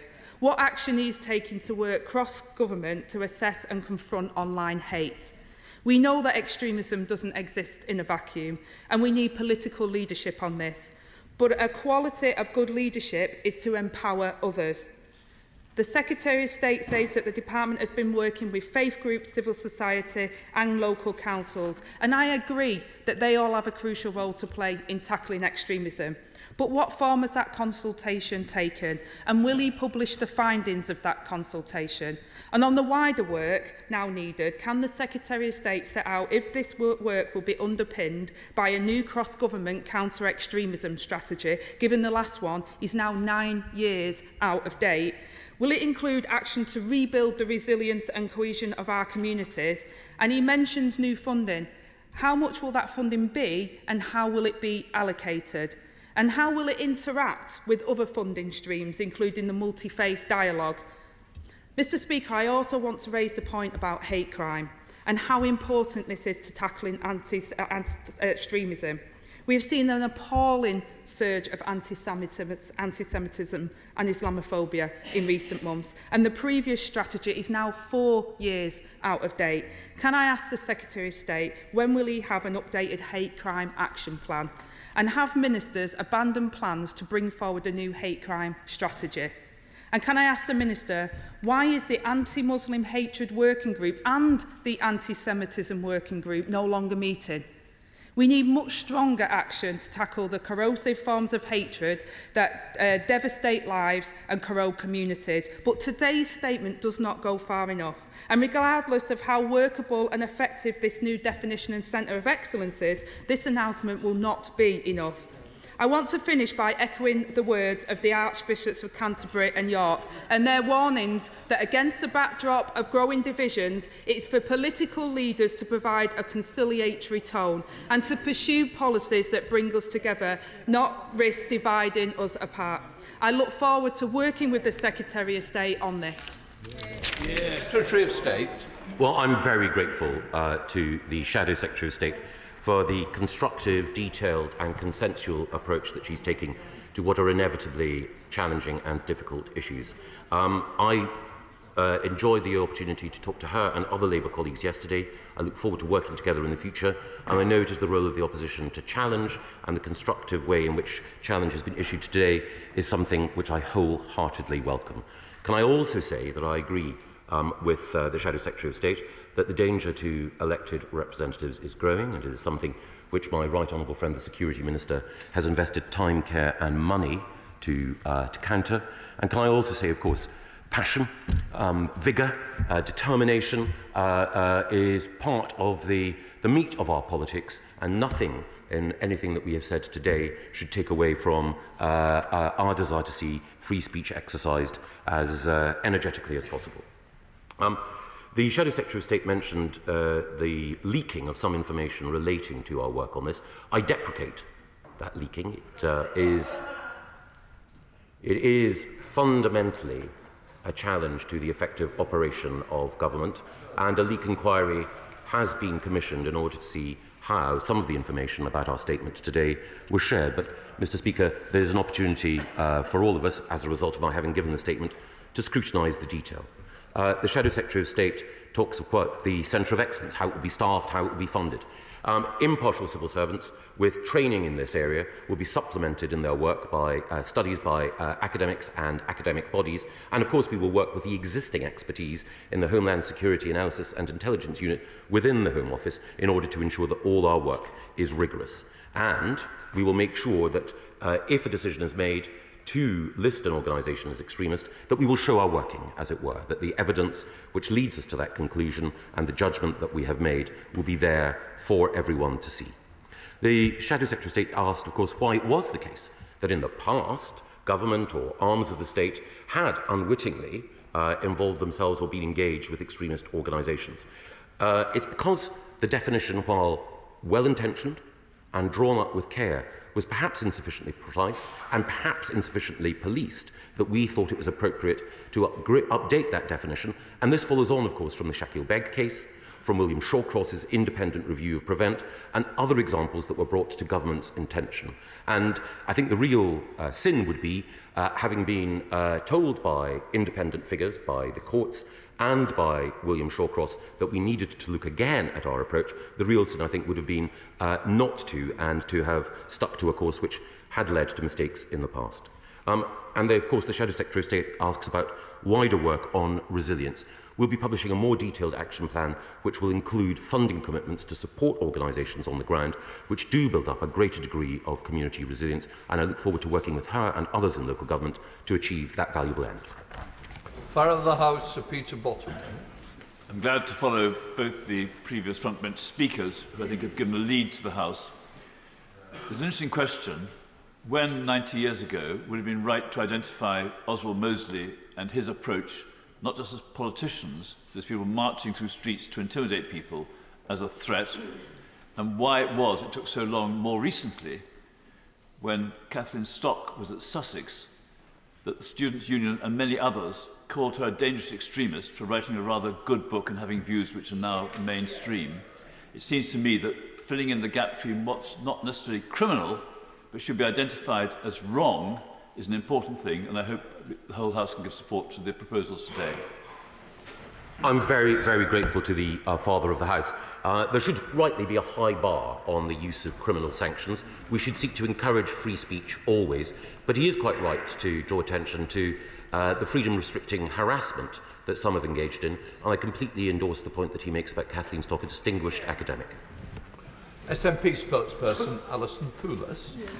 I would first like to wish Ramadan Mubarak to everybody who is marking this significant month in the Islamic calendar. Friday is also International Day to combat Islamophobia, but it's in this context that Muslims are afraid to speak out lest they be targeted for their beliefs or indeed labelled extremists themselves. The government's independent reviewer of terrorism legislation, Jonathan Hall, has said that these proposals by the government could undermine the UK's reputation because it would not be seen as democratic. Others, including the Archbishops of Canterbury and York, have said that, crucially, the new definition risks disproportionately targeting Muslim communities who are already experiencing rising levels of hate and abuse, and said that new definition risks vilifying the wrong people. Zahra Mohammed of the Muslim Council of Britain is also very concerned by the government's proposals, concerned that they are undemocratic, divisive and potentially illegal. The organisation is also concerned by the lack of engagement with some of the groups that the Minister comes here to talk about today. So I ask him, were any of the Muslim groups that he mentioned specifically contacted so that they would know that they are in the Minister's statement today? There has been a desperately worrying increase in Islamophobia and in anti-Semitism since the 7th of October. It should concern us all that this is happening. We stand against extremism. We stand against the targeting of groups in our society. But this extremism is on the rise, driven in no small part by the culture wars stoked by the Conservatives and their hangers-on, by those who would call peace demonstrations hate marches. And also, as we have heard this week, racism and misogyny by funders of the party of government. Can I ask him if he considers that racism and misogyny meet his definition of extremism, and if he believes that the statement by Frank Hester of Diane Abbott, "You want to hate all black women because she's there, I think she should be shot," would meet his definition of extremism. Well if he does believe it meets a definition of extremism, will his party return the £10 million, or will he donate it to a charity of Diana's choosing? Hear, hear. I'm grateful to the Honourable Lady for the points that she makes, and she is quite right to say that we need to be precise, and it is important, as I stressed in my statement, but have the opportunity to stress again, not to conflate the specific challenge from certain Islamist groups with the broader Muslim community. It's absolutely because we need to be precise in order to draw that distinction that we are then able to support organisations on the ground that are seeking to bring people together and to counter anti-Muslim hate and anti-Semitism. Can I also thank her and her colleagues in the Scottish Government for the engagement that we undertook earlier this week through the Interministerial Standing Committee in order to share best practice about how we work with groups on the ground across the United Kingdom who are engaged in this vital counter-extremism work. She refers, of course, to the comments by a gentleman not in this House. Those comments were clearly racist and regrettable. And speaking as someone who was himself targeted by an extremist who was attempting to kill me and who then went on to murder a colleague and friend in this House, I take that sort of language incredibly seriously. Chair of the Security Committee, Sir Julian Lewis. Thank you, Mr. Speaker. Surely the essential point here is that the government is not proposing to ban any organisation, however extreme, from operating legally and within the law, rather to identify those organisations that should be barred from receiving funding or other support from the government. Now, the government hasn't shared with the Intelligence and Security Committee its proposals, so any point I make now is purely personal to me. But does the Minister agree with me that in any democratic society, there is a right to decide which bodies you will associate with and which you won't? And that is why the Labour Party was quite right to ban no fewer than 7 extreme left organisations since July 2021 from being compatible with Labour Party membership in accordance with values as defined quite properly by its own National Executive Committee. Well, I thank my right honourable friend, who has a very distinguished record in this area, and he is absolutely right. There is appropriately a very high threshold for the prescription of organisations, one which his career recently met. We are not seeking to ban or to restrict the operation of these organisations in a free society. We are simply making clear that it would be wrong for government to use taxpayers' money or public endorsement in engagement with these organisations. Chair of the Committee, Dame Diana Johnson. Mr Speaker, in the statement the Secretary of State refers to our definition draws on the work of Dame Sarah Khan, the Government's independent reviewer of social cohesion, and Sir Mark Rowley, the Metropolitan Police Commissioner, before his appointment to that post. In the Home Affairs Select Committee report on the policing of protests, we said this: we find it surprising that the Government have not yet responded to the reports it commissioned from the Commissioner for Countering Extremism regarding hateful extremism, particularly the report Operating with Impunity by Dame Sarah Khan and Sir Mark Rowley. And Sir John Saunders, in his report in 2023, rightly said that the Home Office should respond as a matter of urgency. I'm just wondering, from what's happened today and this moving away from Home Office to DLUC, whether whether the Minister has had any conversations with the Home Office about whether there will be a full response to what Dame Sarah Khan's report set out, and also how this new definition will affect the policing of protests. Very important points by the Chairman of the Home Affairs Select Committee, and I had the opportunity to meet and discuss our work on this new definition with Dame Sarah and indeed with Sir Mark in preparation. And of course I work very closely with the Home Secretary and particularly with the Minister for Security in framing the definition. As the Honourable Lady will be aware, work in the space is shared between my department and the Home Office. The Home Office of course deals with security and is responsible for supporting the police. We are responsible for funding community organisations and encouraging a greater degree of social cohesion and resilience.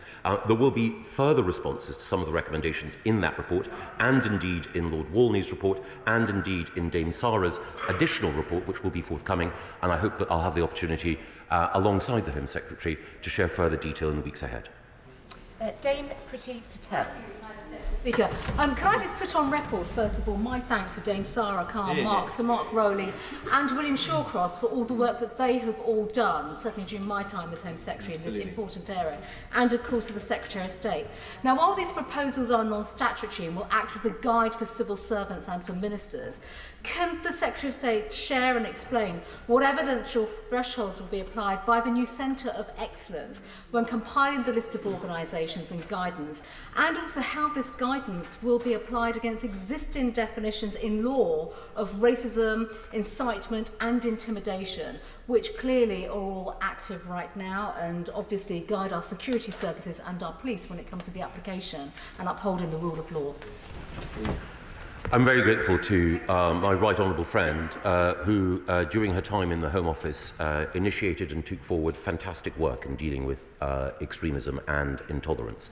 And she is quite right that the definition does not impinge or alter the legal threshold for prosecution if people are inciting violence.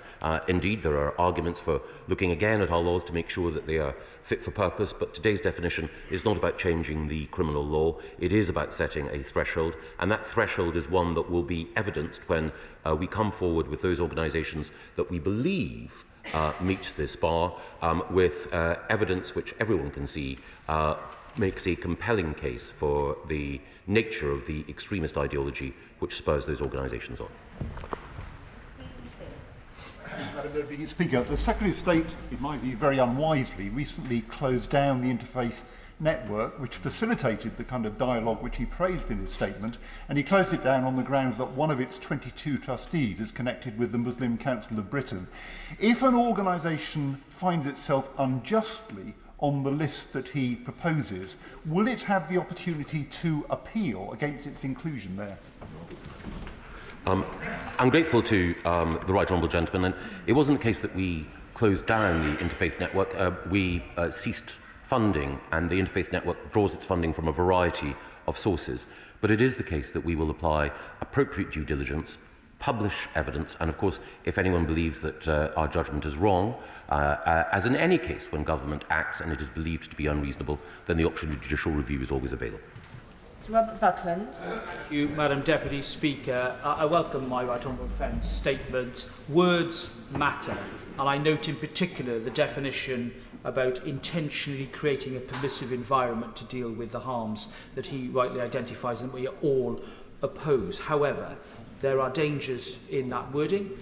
Will he issue guidance as to what that precisely means? That word intentionally is clearly important. And does he accept from me that there is a danger here that in government generally not engaging with organisations that I think he rightly identifies, that we don't inhibit the work of our security services and agencies in having to engage with elements of these organisations in order to combat extremism at an individual level. Well, my right honourable friend makes a very, very important point, because it is the case, obviously, that our intelligence and security agencies, law enforcement actors, and indeed sometimes those working abroad to keep us safe, will have to deal with and engage with unsavoury individuals, and the definition does not cover that activity. Imran Hussain. Thank you, Madam Deputy Speaker. And let us be clear in this House and call this what it is, Madam Deputy Speaker. What it isn't is a serious and genuine attempt to address a very important issue. What it is, Madam Deputy Speaker, is a further draconian attempt to continue with the Tory agenda of culture wars. And it's disappointing that countless civil liberties groups, including 3 of his own former Home Secretaries, have warned him against politicising such an important issue, but it seems it's fallen on deaf ears. But if the Secretary of State is serious about addressing these issues, let me ask him in this House today to firstly condemn the extremist, vile, dangerous language used by some of his own backbenchers, and to also Tory donors bankrolling his own party. Yeah, well done. Well, I thank the honourable gentleman for his intervention, but I hope he will appreciate from the tone between the front benches that both I and the honourable lady are determined not to politicise this, but to make sure that we can operate consensually. Of course, there'll be debate and challenge and difference of opinion and emphasis in what we seek to do, but it's a shared endeavour, and indeed we've been working with independent figures like John Walney, Lord Walney, in order to achieve consensus here. And I'm sorry that he feels that it's necessary to make a party political point about my colleagues. I extend to him the same courtesy that I extend to every member of this House, respecting his mandate and respecting his voice, and not indulging in that sort of unfortunate personalisation. Robert Jenrick. My right honourable friend has been consistent and clear-eyed about the threats that we face for a very long time, and I applaud him for that. And he himself has faced personal threats and responded with bravery and resilience, which we all admire. I fear that the definition, though well-intentioned, lands in no man's land, not going far enough to tackle the real extremists, not doing enough to protect the non-extremists, those people who are simply expressing contrarian views, who might find this definition used against them, not perhaps now, but possibly in the future. What reassurance can my right honourable friend give me and others who are concerned about that? And secondly, does he agree with me that this is not the totality of our anti-extremism strategy, important though it is? We have now to take forward other areas, in particular William Shawcroft's superb recommendations with respect to the PREVENT programme, revoking visas for those people who do not share our values, who are here as visitors, something that appears to have stalled, and ensuring that the police vigorously and fairly implement our existing laws so that everyone can have confidence that there is not and will never be two-tier policing in our country. Well, again, I thank my right honourable friend who, when he was in the post that I currently hold, took forward immensely valuable work to counter anti-Muslim hatred and anti-Semitism and to support organisations that were fighting both. He asks, is this on its own enough? And of course he's right, it isn't. But it is a necessary step in order to respond indeed to Sir William Shawcross's independent review of PREVENT, where it was clear that the operation of PREVENT was insufficiently rigorous, no criticism of the professionals involved, but insufficiently rigorous because the definition, the rigour of it, needed to be updated, and that is what we do. Of course, he expressed a concern that this definition might be misused. I think it is much less likely that this definition can be misused than the preceding definition, which was looser and baggier and capable of many more interpretations than this much tighter definition. But of course, the proof of that will be in the way in which we set about using it and the evidence we provide to back up any judgments we make. Joanna Cherry. This new definition is going to require careful scrutiny for its compliance with human rights, such as the right to freedom of expression, religion and belief, etc. And in my role as chair of the Joint Committee on Human Rights, I'm delighted that we'll be taking forward that scrutiny next week. But on a personal level, can I ask the Secretary of State to agree with me that members of this House have a duty to be careful in their use of language and not to brand groups extreme or hateful simply because they disagree with them? And I want to give an example of that because it's an important and topical example. My friends at LGB Alliance, a well-respected LGBT rights charity, have been described by some members of this House as a hate group, simply because they raised the hitherto unfashionable but now vindicated concerns about the prescription of puberty blockers. So will the Secretary of State join with me in reminding members of this House of their responsibility not to use their positions to stifle legitimate debate, which makes an important contribution to our democracy? Well, I'm really grateful to the Honourable and Learned Lady for her point. And again, I stress this is about government engagement. And while she or I might agree or disagree with an individual group, we respect their right to free speech and free association.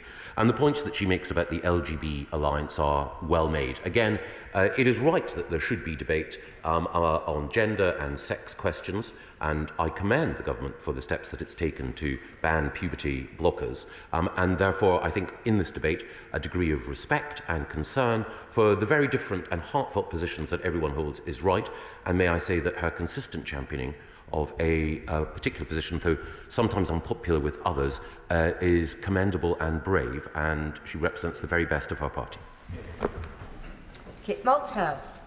Madam Speaker, I'm grateful. I share, along with many other members, some alarm at the emergence of this new definition. And I had two questions broadly for the Secretary of State. First of all, further to the point made by the member from South London, is there really to be no appeal process in this branding of particular groups as unacceptable?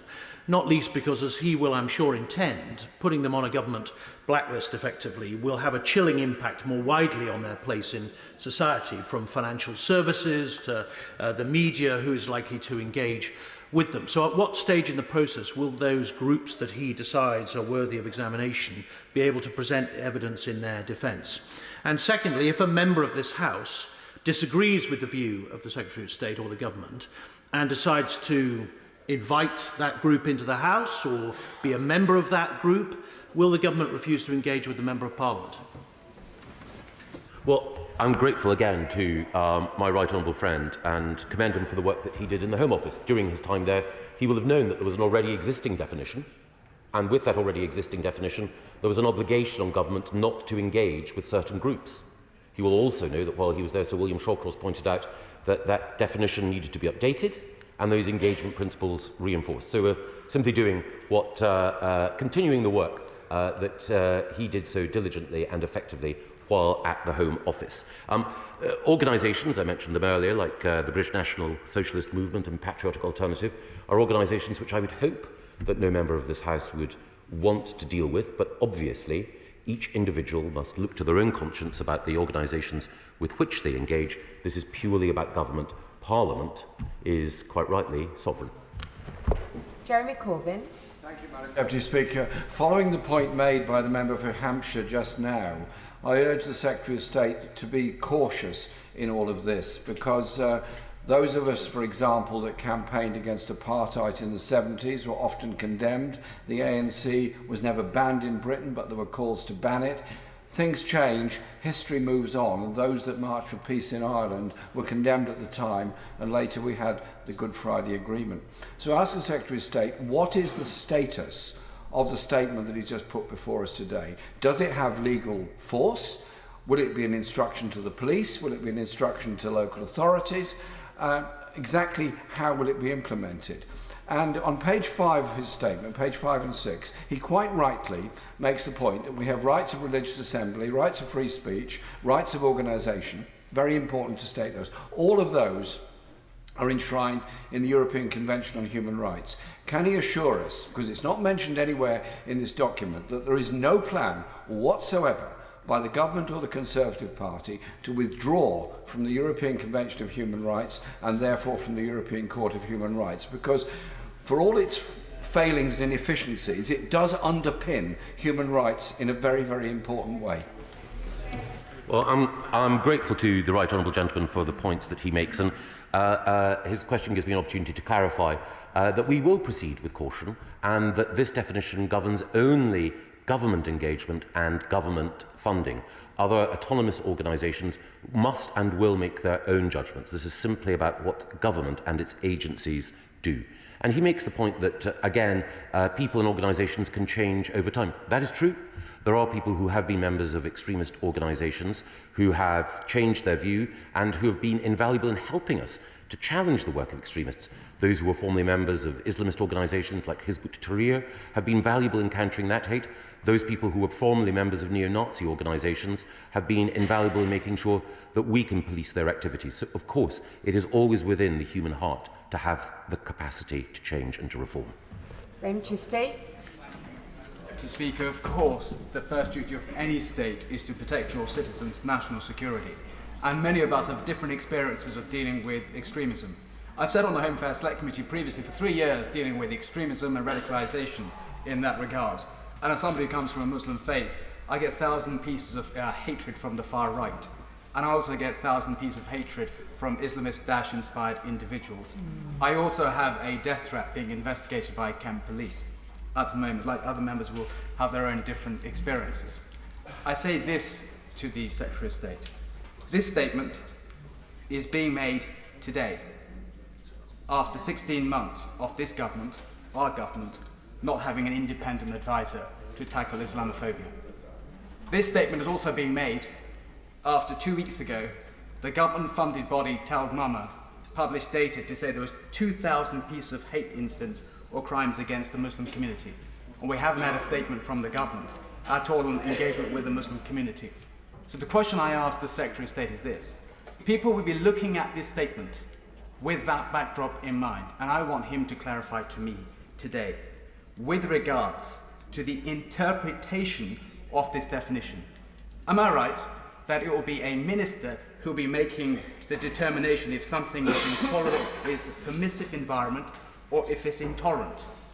A government minister will be making that determination. No disrespect to current government ministers or future government ministers, but giving ministers that responsibility, I think, raises real concern because it comes down to each minister's own judgment.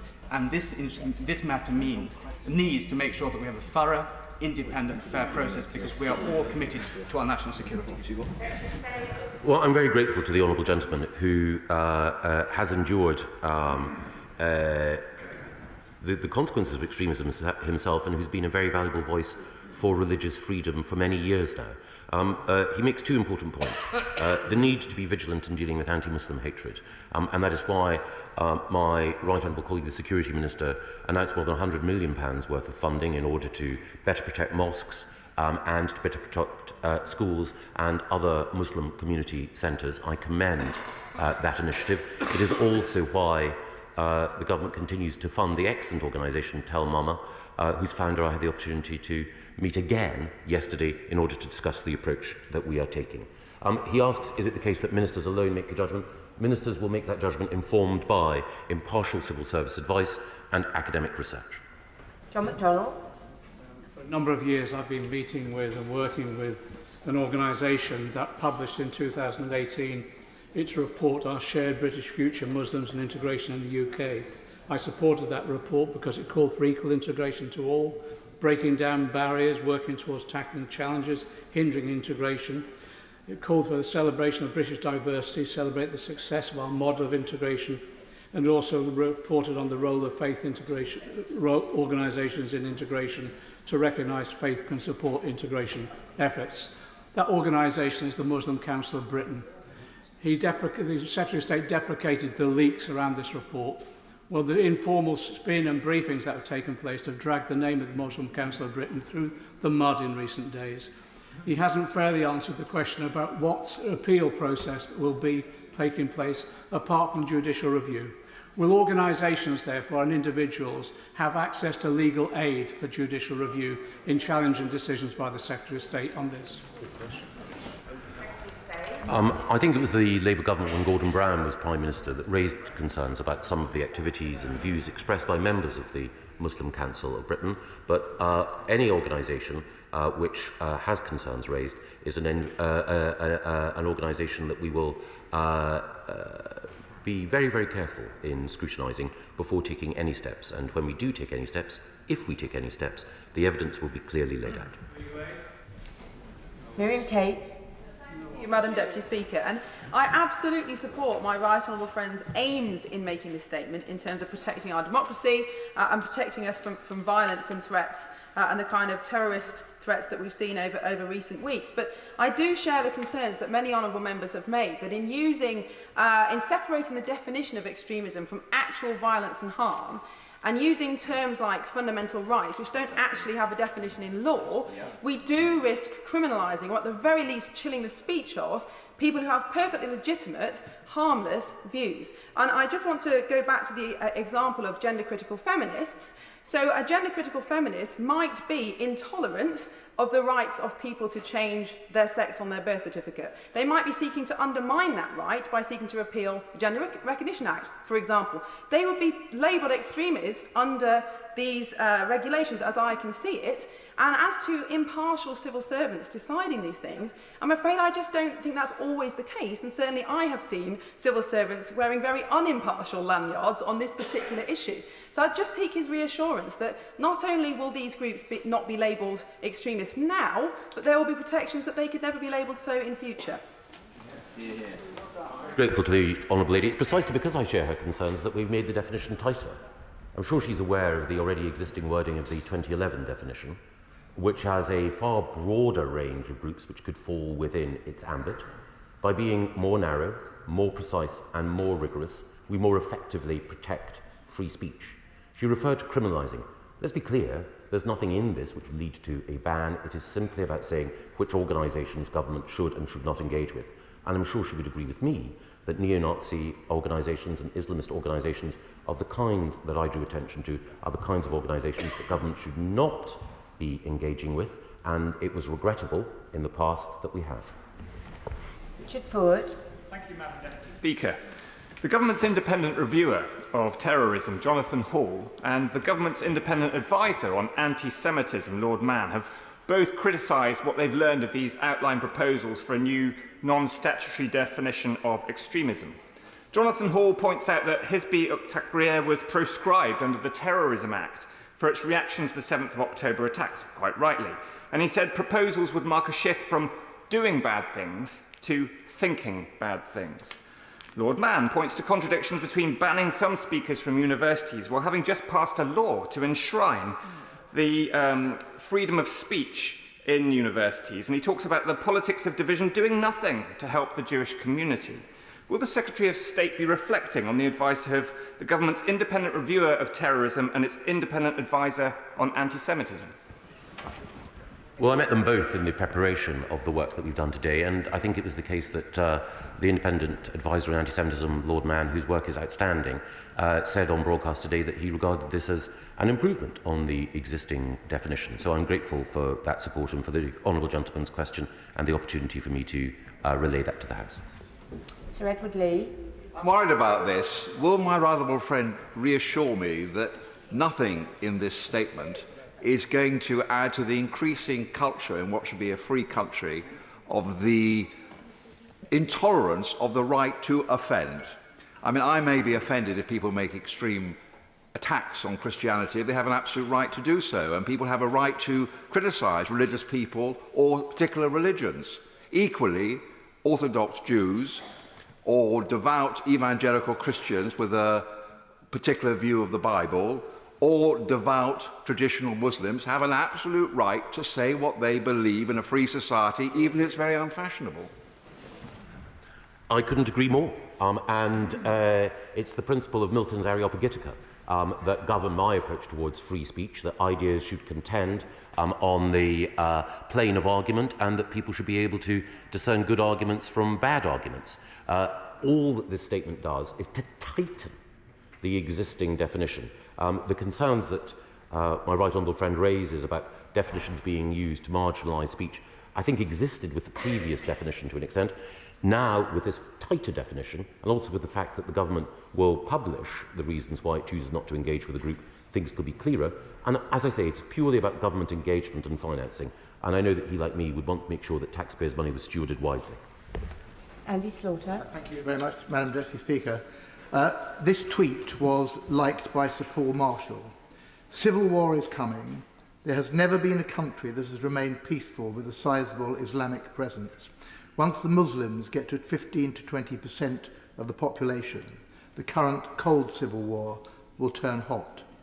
Many other incendiary tweets were liked or retweeted by Marshall, a substantial donor to both the Tory party and the Secretary of State personally, according to a recent Hope Not Hate newsagent's investigation. How does the Secretary of State square his definition of extremism with accepting money from someone like Marshall? Well, I deprecate the personal attack on Sir Paul Marshall, who is a distinguished philanthropist and the supporter of ARC academies, which are state schools that have done so much, including in the Honourable Gentleman's constituency, to improve the lives of disadvantaged children from a variety of minority backgrounds. Mark Logan. Madam Deputy Speaker, last evening in the House of Commons, I attended the all-party parliamentary group on British Muslims' big iftar celebration, and one person after another said to me in private that they were fearful of an increasing mood of Islamophobia. Indeed, my friend on this side of the House had referred to the Tel Mama statistics, where since October there's been a 335% increase in anti-Muslim hatred. What I'm worried about is a slippery slope, and although I commend what the Secretary of State said today in terms of it's just looking at community engagement, but can we be assured that this is not a slippery slope in months and years ahead, which will lead to a position across the criminal law where people do not feel that they're able to speak their mind anymore? And I take the example of 2-3 weeks ago in my own constituency. I attended a rally in support of Gaza, but of course we've seen in recent months that that's almost been outlawed, or people have been silenced from doing that. So can the Secretary of State give those commitments that this will not be the commencement of a slippery slope? And I say that, again, as someone who's grew up in Northern Ireland and has grew up in an environment of terrorism, and I know that it's very easy whenever you think that you're putting one person away, that you end up with 1,000 enemies behind them.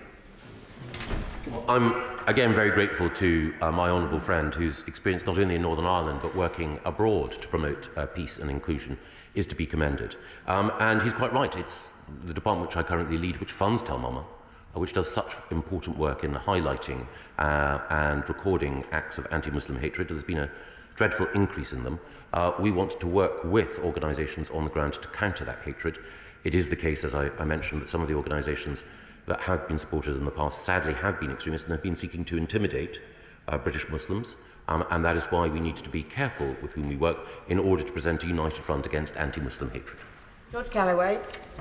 Madam Deputy Speaker, it's quite clear that there's a shared endeavour going on between the two front benches, but as questions have continued, it's quite clear there's unease on both sides of the House on the back benches, and for very good reasons. It is obviously true that this is part of a culture war wallpaper that's being created for the general election soon to come. It's not good enough to say that it doesn't seek to ban or jail anyone. You try getting a bank account once you've been branded by Michael Gove as an extremist. Now, extremism, if we were debating this in the Oxford Union, as once we did in his salad days, on another matter, we'd all be talking about what's the definition. I just remind the Secretary that a former Speaker of this House was wearing a Hang Nelson Mandela t-shirt when my right honourable friend and I were seeking the overthrow of apartheid and being called divisive. This building is designed to show that politics is full of division, and sometimes those reviled as extremists turn out to have been right all along. Can I first of all congratulate the Honourable Member on his election as Member of Parliament for Rochdale? As he quite rightly points out, we have known each other for several decades, and during that time I have always admired his oratorical skills and the passion with which he makes his case. There's nothing in this definition that any Honourable Member should fear will inhibit them from making their case, and while I passionately disagree with the Honourable Gentleman on so many issues, he has the same rights as every other member of this House and deserves to be listened to with respect as he makes his case. Sir Desmond Sway. By stating that a free society requires that the Muslim religion accommodate itself to the same level of scrutiny, criticism, even blasphemy, as Christianity has become accustomed to, am I straying into his permissive environment? I'm not an extremist, am I? My right honourable friend is many, many things. Learned, wise, kind, a champion of the New Forest, and a distinguished former educationist. He is not an extremist, and the rigour with which he prosecutes his case is one I will continue to admire. John Cryer.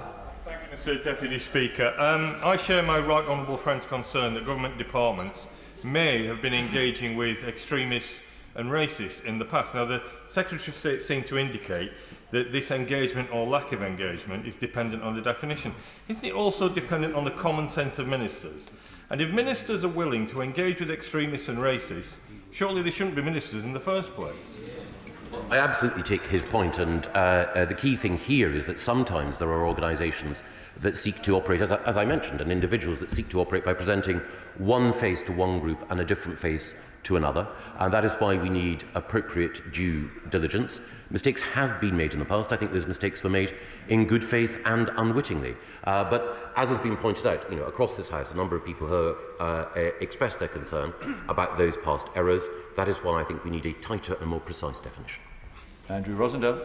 Thank you, Mr Deputy Speaker. I commend the government on what they are attempting to do to oppose and fight all forms of extremism and hatred in our country. But will he agree with me that what underpins Britain is our ancient liberties and freedoms, free speech, the rule of law, upholding our democracy under the Crown?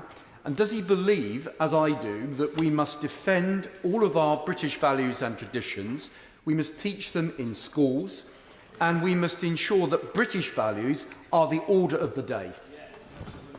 Well, my honourable friend makes a very, very important point, and I do think it is the case that in our schools and in other institutions we should make sure that people from every background are acquainted with our history and taught the very British habits of scepticism and questioning, and sometimes raucous expressions of opposition to governments and others. That spirit of democratic challenge is core to this country, and no one better exemplifies being able to speak out without fear or favour than my honourable friend.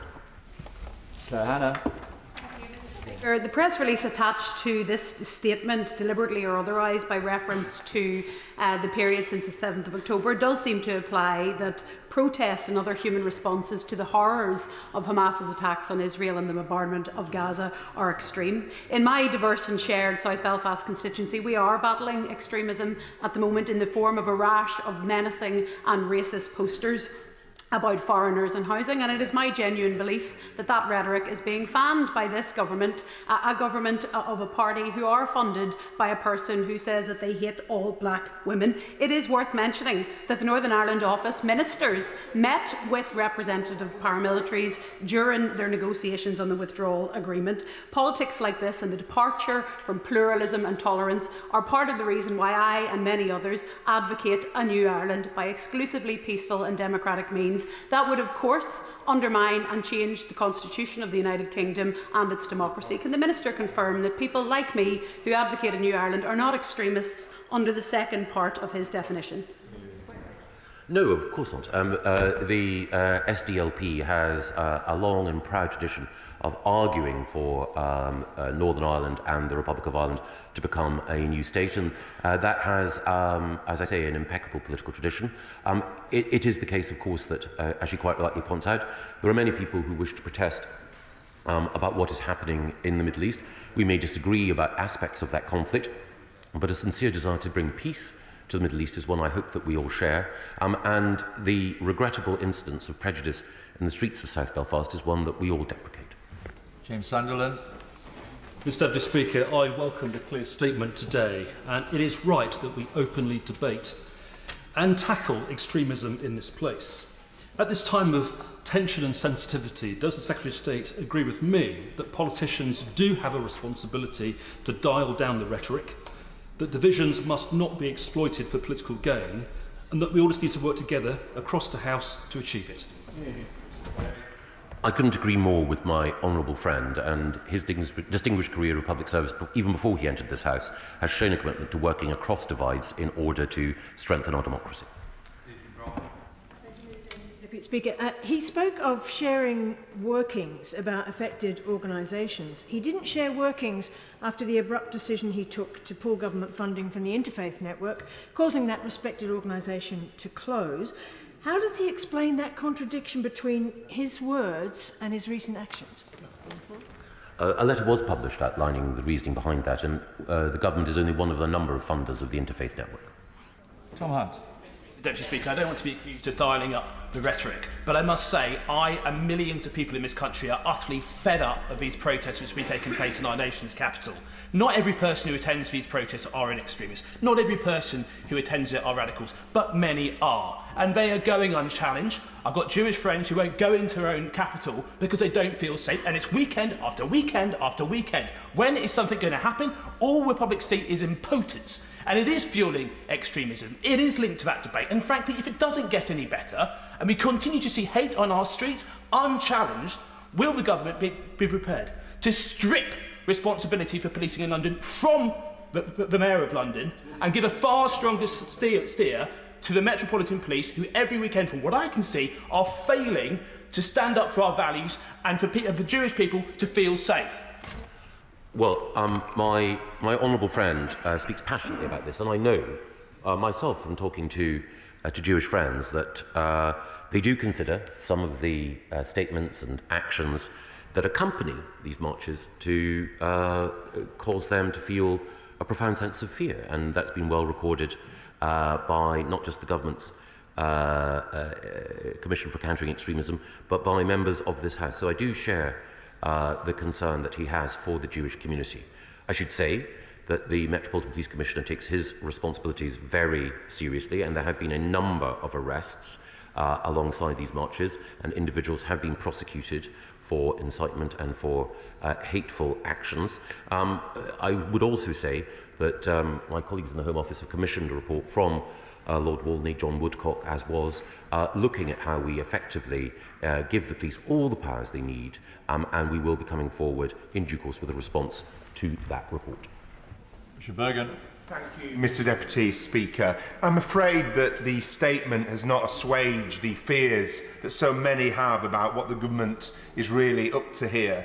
Given recent events on which the Secretary of State was remarkably silent in his actual statement, can I ask, shouldn't someone saying an MP should be shot count as extremist, or are those who have donated £10 million to the Conservative Party exempted from such definitions? And wouldn't the Tory party be better off getting its own house in order rather than making this clearly political intervention, which is more about the upcoming general election and the attempt to silence the huge numbers of peaceful opponents of the government's Gaza policy than it does with public safety? Well, as I mentioned earlier, as someone who was the victim of a determined effort to, kill me, and because the individual who was trying to kill me then went on to kill a friend and colleague in this House, I take incredibly seriously threats of violence. And the member for Hackney North and Stoke Newington is someone whom I've long admired, and those comments were disgusting. Absolutely no hesitation in stating that. But the intention of bringing forward this definition today is to make sure that government, and government alone, ensures that it works with organisations committed to peace and committed to greater social cohesion. And I hope that, on reflection, he will recognise that we can work together in order to deal with those hateful extremists whose actions we both, I'm sure, deprecate. Anna Pearl. Mr Deputy Speaker, my right honourable friend will understand that the people of Southend West will welcome his statement and appreciate his commitment to tackling extremism. But they also know that the devil is not just in the detail, but in the enforcement. And they have seen their parliament with anti-Semitic slogans from the river to the sea projected on it, which, if are not already against the law, certainly should be, and they've seen the police take insufficient action. We've also had anti-Middle East war marches in Southend with fake dolls covered in white bandages, spattered with red substance, with placards around saying Anna Firth kills babies. Now, both of those actions are clearly, I would say, if they're not extreme, they are very close to being within his definition of extremism. So can he assure me and this House that we will make sure that the message as to what is extremism and what is against the law gets through to the police and the appropriate action is taken? Well, my right honourable friend is absolutely correct to draw attention to the fact that there have been occasions recently when people motivated to make a particular point have crossed a threshold, and I know that the police take these transgressions incredibly seriously, as does my right honourable friend, the Security Minister and the Home Secretary. Sam Tarry. Thank you, Mr Deputy Speaker. As over the past week, as we've sort of meandered towards this statement, much of it played out in the press, definitions and various organisations potentially being named as being prescribed. I'm wondering how my constituents in Ilford South can have any faith in the Secretary of State to decide who is or isn't an extremist. And the reason I ask that question is because it's also been briefed that his preferred appointment as the anti-Muslim hatred advisor is Haras Rafiq. And Mr Deputy Speaker, this is the former CEO of the Quillian Foundation, which worked with US anti-Muslim think tanks and promoted the favourite theory of Nick Griffin, the Great Replacement theory, a conspiracy theory that is so far debunked to an extreme, it should be nowhere near the Secretary of State's thinking. And yesterday, and most damningly, Tommy Robinson, a far-right extremist that everyone in this House knows who he is, actually praised that appointment. So, Secretary of State, how can my constituents have faith that the decisions you will be making are not actually politicised? Because we will publish the evidence behind them. Bob Blackman. Thank you, Mr Deputy Speaker. I warmly welcome this statement today. But there is one issue that we have to look at, and that is that organisations are populated by individuals. Those individuals will have these hate-filled views and may either be expelled by those organisations or alternatively go off and form other organisations that won't be on the banned list. Equally, as the Right Honourable Lady opposite raised during her point, it is individuals that seek to radicalise young people, either from abroad or in the UK.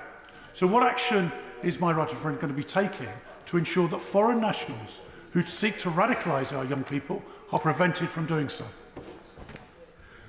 Well, my honourable friend makes a very good point, and indeed it was a point that was made in a related way by my right honourable friend, the member for Newark. And it is the case, I know, that the Home Office is vigilant about who it allows to come here and conducts appropriate work in order to ensure that visas are not granted to people who are here to disseminate or sow division and hate. Stuart Hosey. Thank you, Mr Deputy Speaker. We know from the work of the ISC under the leadership of the Secretary's right honourable friend from New Forest East in the report on extreme right-wing terrorism that there are a number of people who are radicalised not simply by shadowy organisations or the dark web, but in part at least by the mainstream media. So how does the Secretary of State see his statement today and his definition of the creation of a permissive environment? I'm thinking judges, enemies of the people. How does he see his statement today and the definitions intersecting with the mainstream media? Well, I think that all of us have a responsibility to be vigilant about the dangers of extremism, and I'm grateful to many media outlets for shining a light on extremism, from the BBC to the Times newspaper. I know he mentions one particular newspaper headline. He may disagree with it or find it objectionable, but I think the most important thing to recognise is that a vigorous culture of free speech sustained by a free and independent press is a critical part of our democratic culture. I'd like to thank the Secretary of State for his statement today and for responding to questions for an hour and 13 minutes. Thank you very much. We're now going to move on.